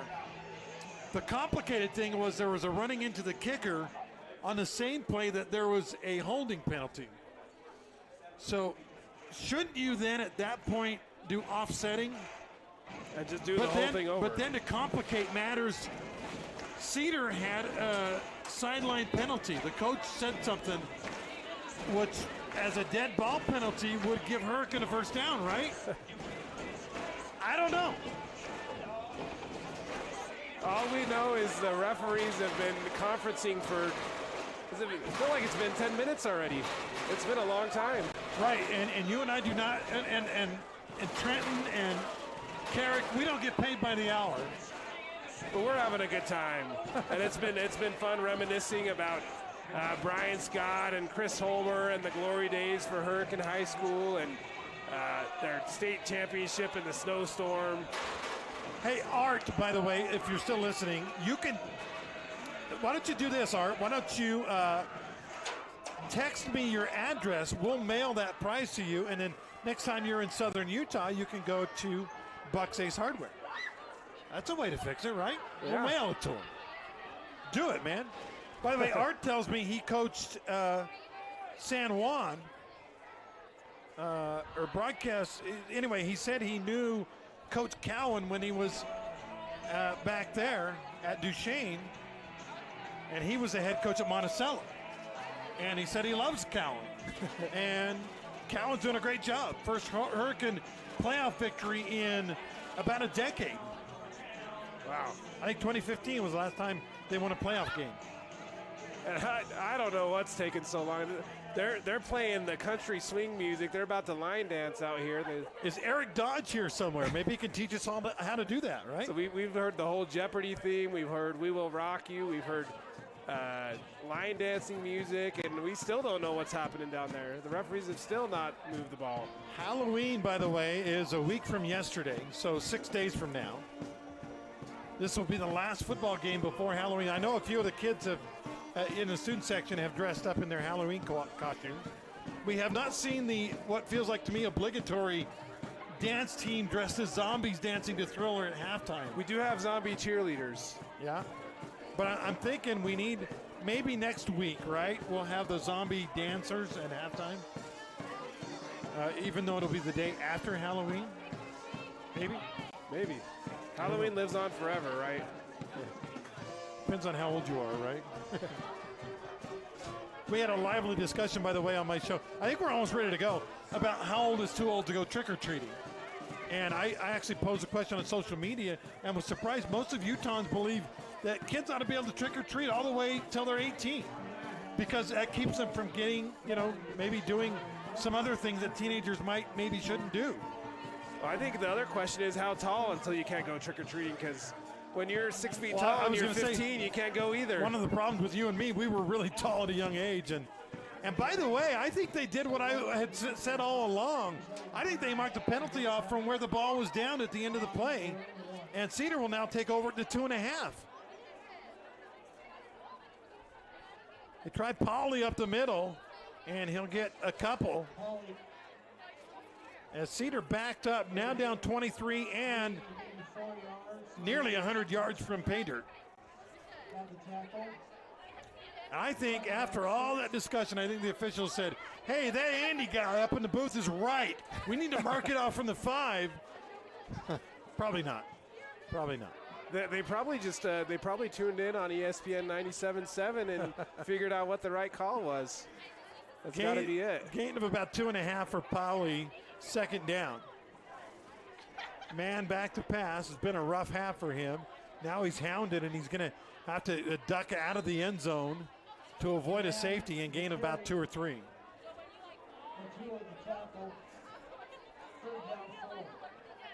Clock rolling down to 9 minutes to go in this ball game, and what was once a very competitive and stressful game, it ain't now. It ain't now, and it's all over but the bus ride, I guess. So a little bit of a festive atmosphere right now in Hurricane with that big lead. Third down, and they throw the ball to the right side. It is caught for a first down. First positive thing to happen, I think, for Cedar in quite some time. I guess the other question is the PA man says no storming the field, but their first playoff victory in years and years, and also an upset over a Cedar team that beat them earlier this year. It's going to be hard to stop. That was Crew Giles on the catch. By the way, Art sent me his address, so we will get Art the gift card. And he said he's coming to Southern Utah in a few weeks, so perfect. Man, back to pass. Again, he tries the out to Giles, and this time it's incomplete. Underthrown. Second down and 10. Thank you again so much to our sponsors. Our Red Zone sponsor tonight has been Flynn Roofing. Flynn Company is a proud booster of Southern Utah community and has literally helped build Southern Utah. Check them out online at flynncompanies.com. Second down and 10 to go. 8:22. This game was going so fast after the first half. Now we've gone into sloth mode. Man to pass. Struggled, and he's going to go down. Ball comes out, and I believe the Tigers have recovered. Wait for yep, it is official. The referee says Hurricane ball, and with 8:11 left, the 5th turnover by the quarterback for Cedar. A kind of a dream first half. He was really good, and a nightmare on Halloween week. Second half for the quarterback, man. And you know that this kid, he'll be back next year. He's just a sophomore. He's going to have a great couple years, but this is going to be a learning experience night for him. It shows glimpses of greatness and some very competitive playoff football, but wheels are off the bus. 5 turnovers in the second half now. Well, hold on. I think they got a face mask though, so that may negate the. No, I guess it's not a. Well, let's wait and see. I think it was. a celebration penalty on Hurricane. The turnover stands. You're right, AJ. Five turnovers by the young quarterback, the sophomore quarterback. And Hurricane will start at the 30-yard line. Hand it up the middle, and pretty good gain up the gut. Hurricane is so hard to defend. Where is the football? Who's got the football? That time it was Allred who had the football. And he gains 4 yards. 2nd and 6.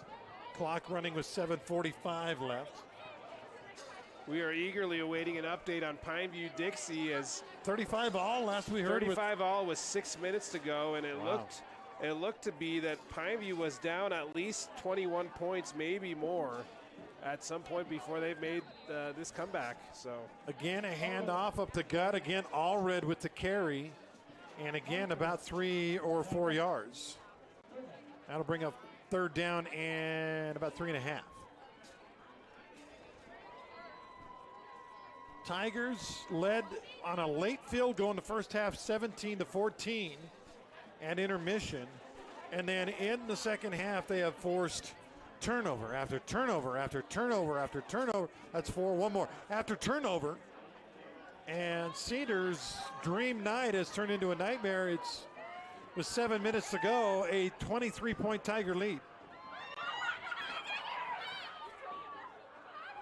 3rd down and 3. Send a man in motion.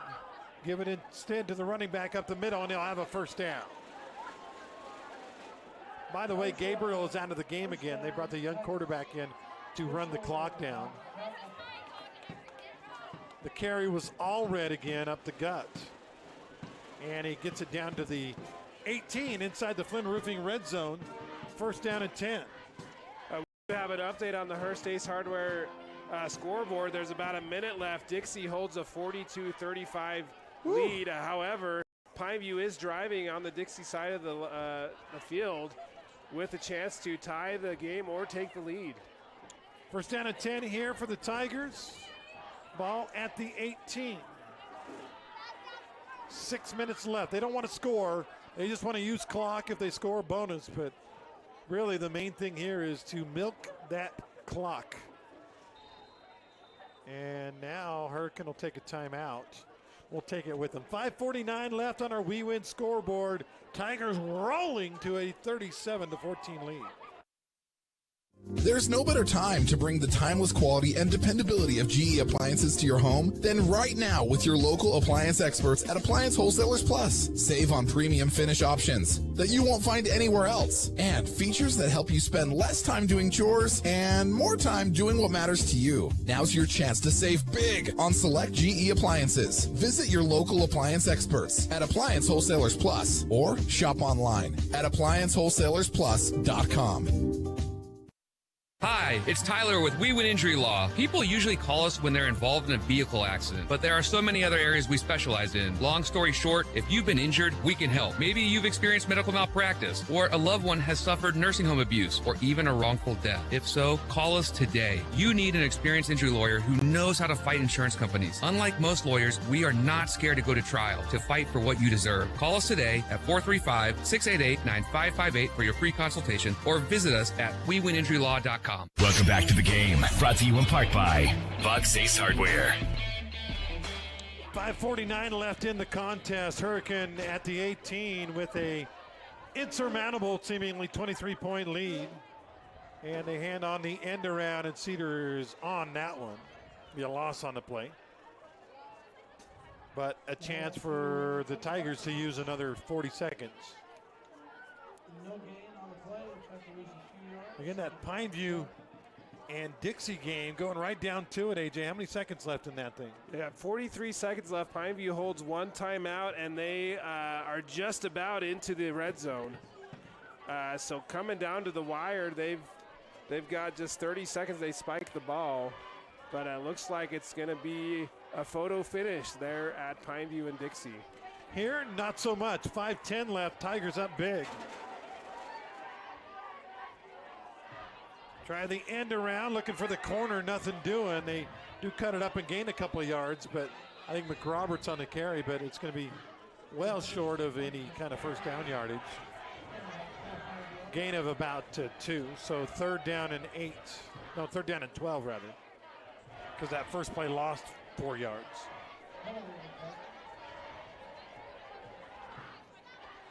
If you remember, Dixie Pineview went to overtime the first time they played, and Pineview blocked an extra point to win that game by 1. And by the way, that 2-yard gain will go for naught because we had a holding penalty.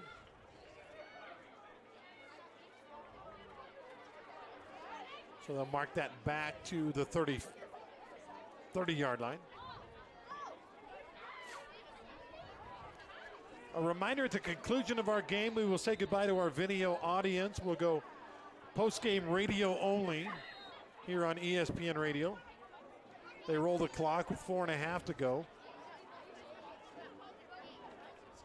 And I'm sure the young quarterback has been told, yeah, don't hike it. Don't call for the ball until that referee starts to count down the last 5 seconds. And since they just restarted the clock, that's going to be a while, I believe. There's a countdown.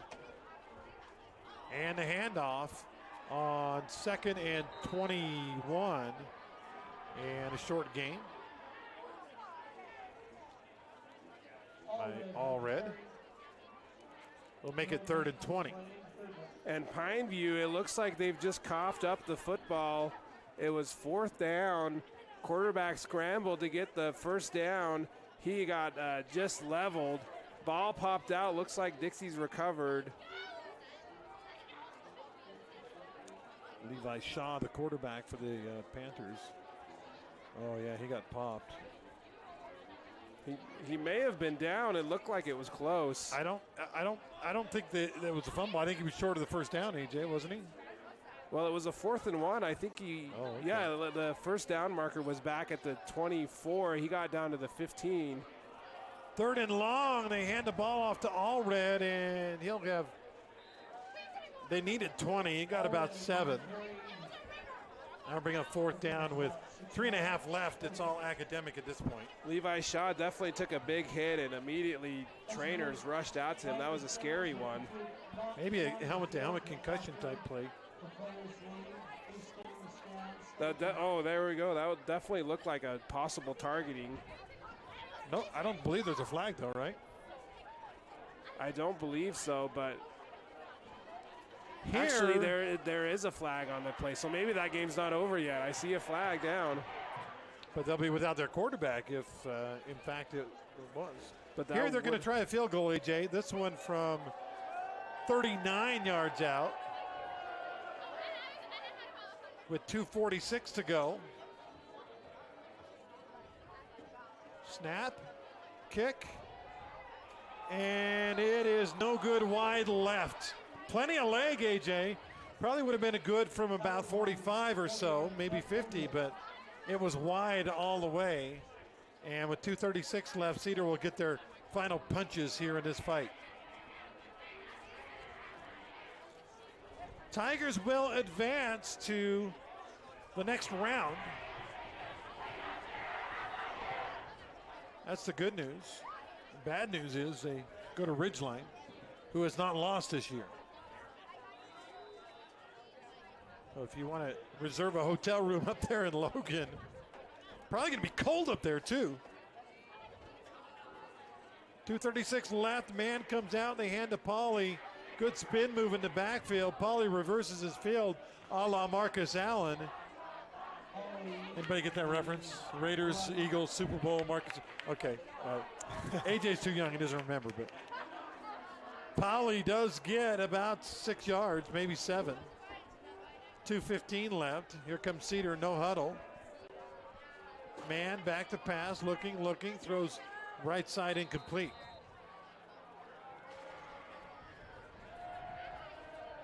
.207 in the crowd. This student second singing "Hey, hey, goodbye."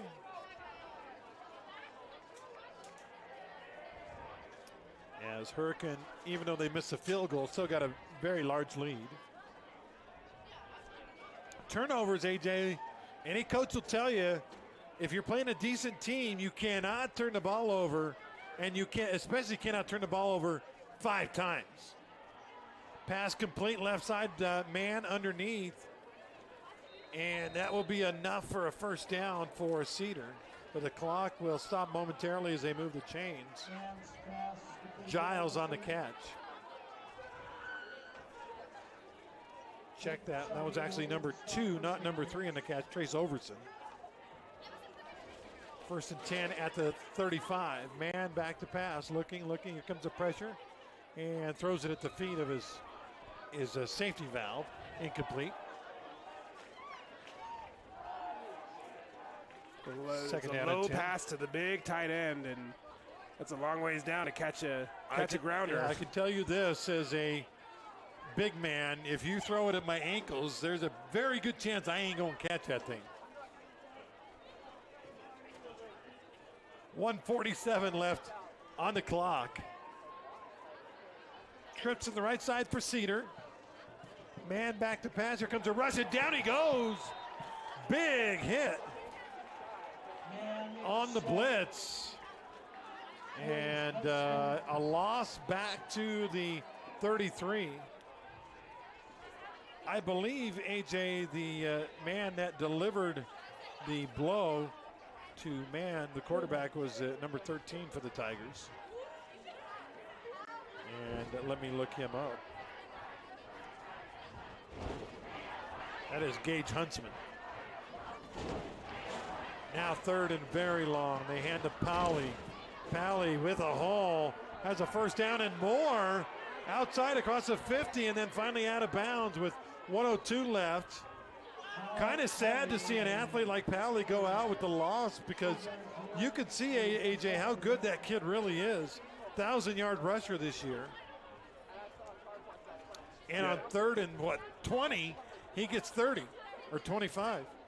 Powley definitely one of the better Cedar running backs in recent memory. Wow, great career there at Cedar High School. Man back to pass, being pressured, and he will get across the line of scrimmage, so it won't be a sack. It'll get a very short gain, and the clock will continue to run with 50 seconds to go. Back over at Dixie High School, Pineview High School. Levi Shaw is still down on the field. It's been a solid 5 or 10 minutes.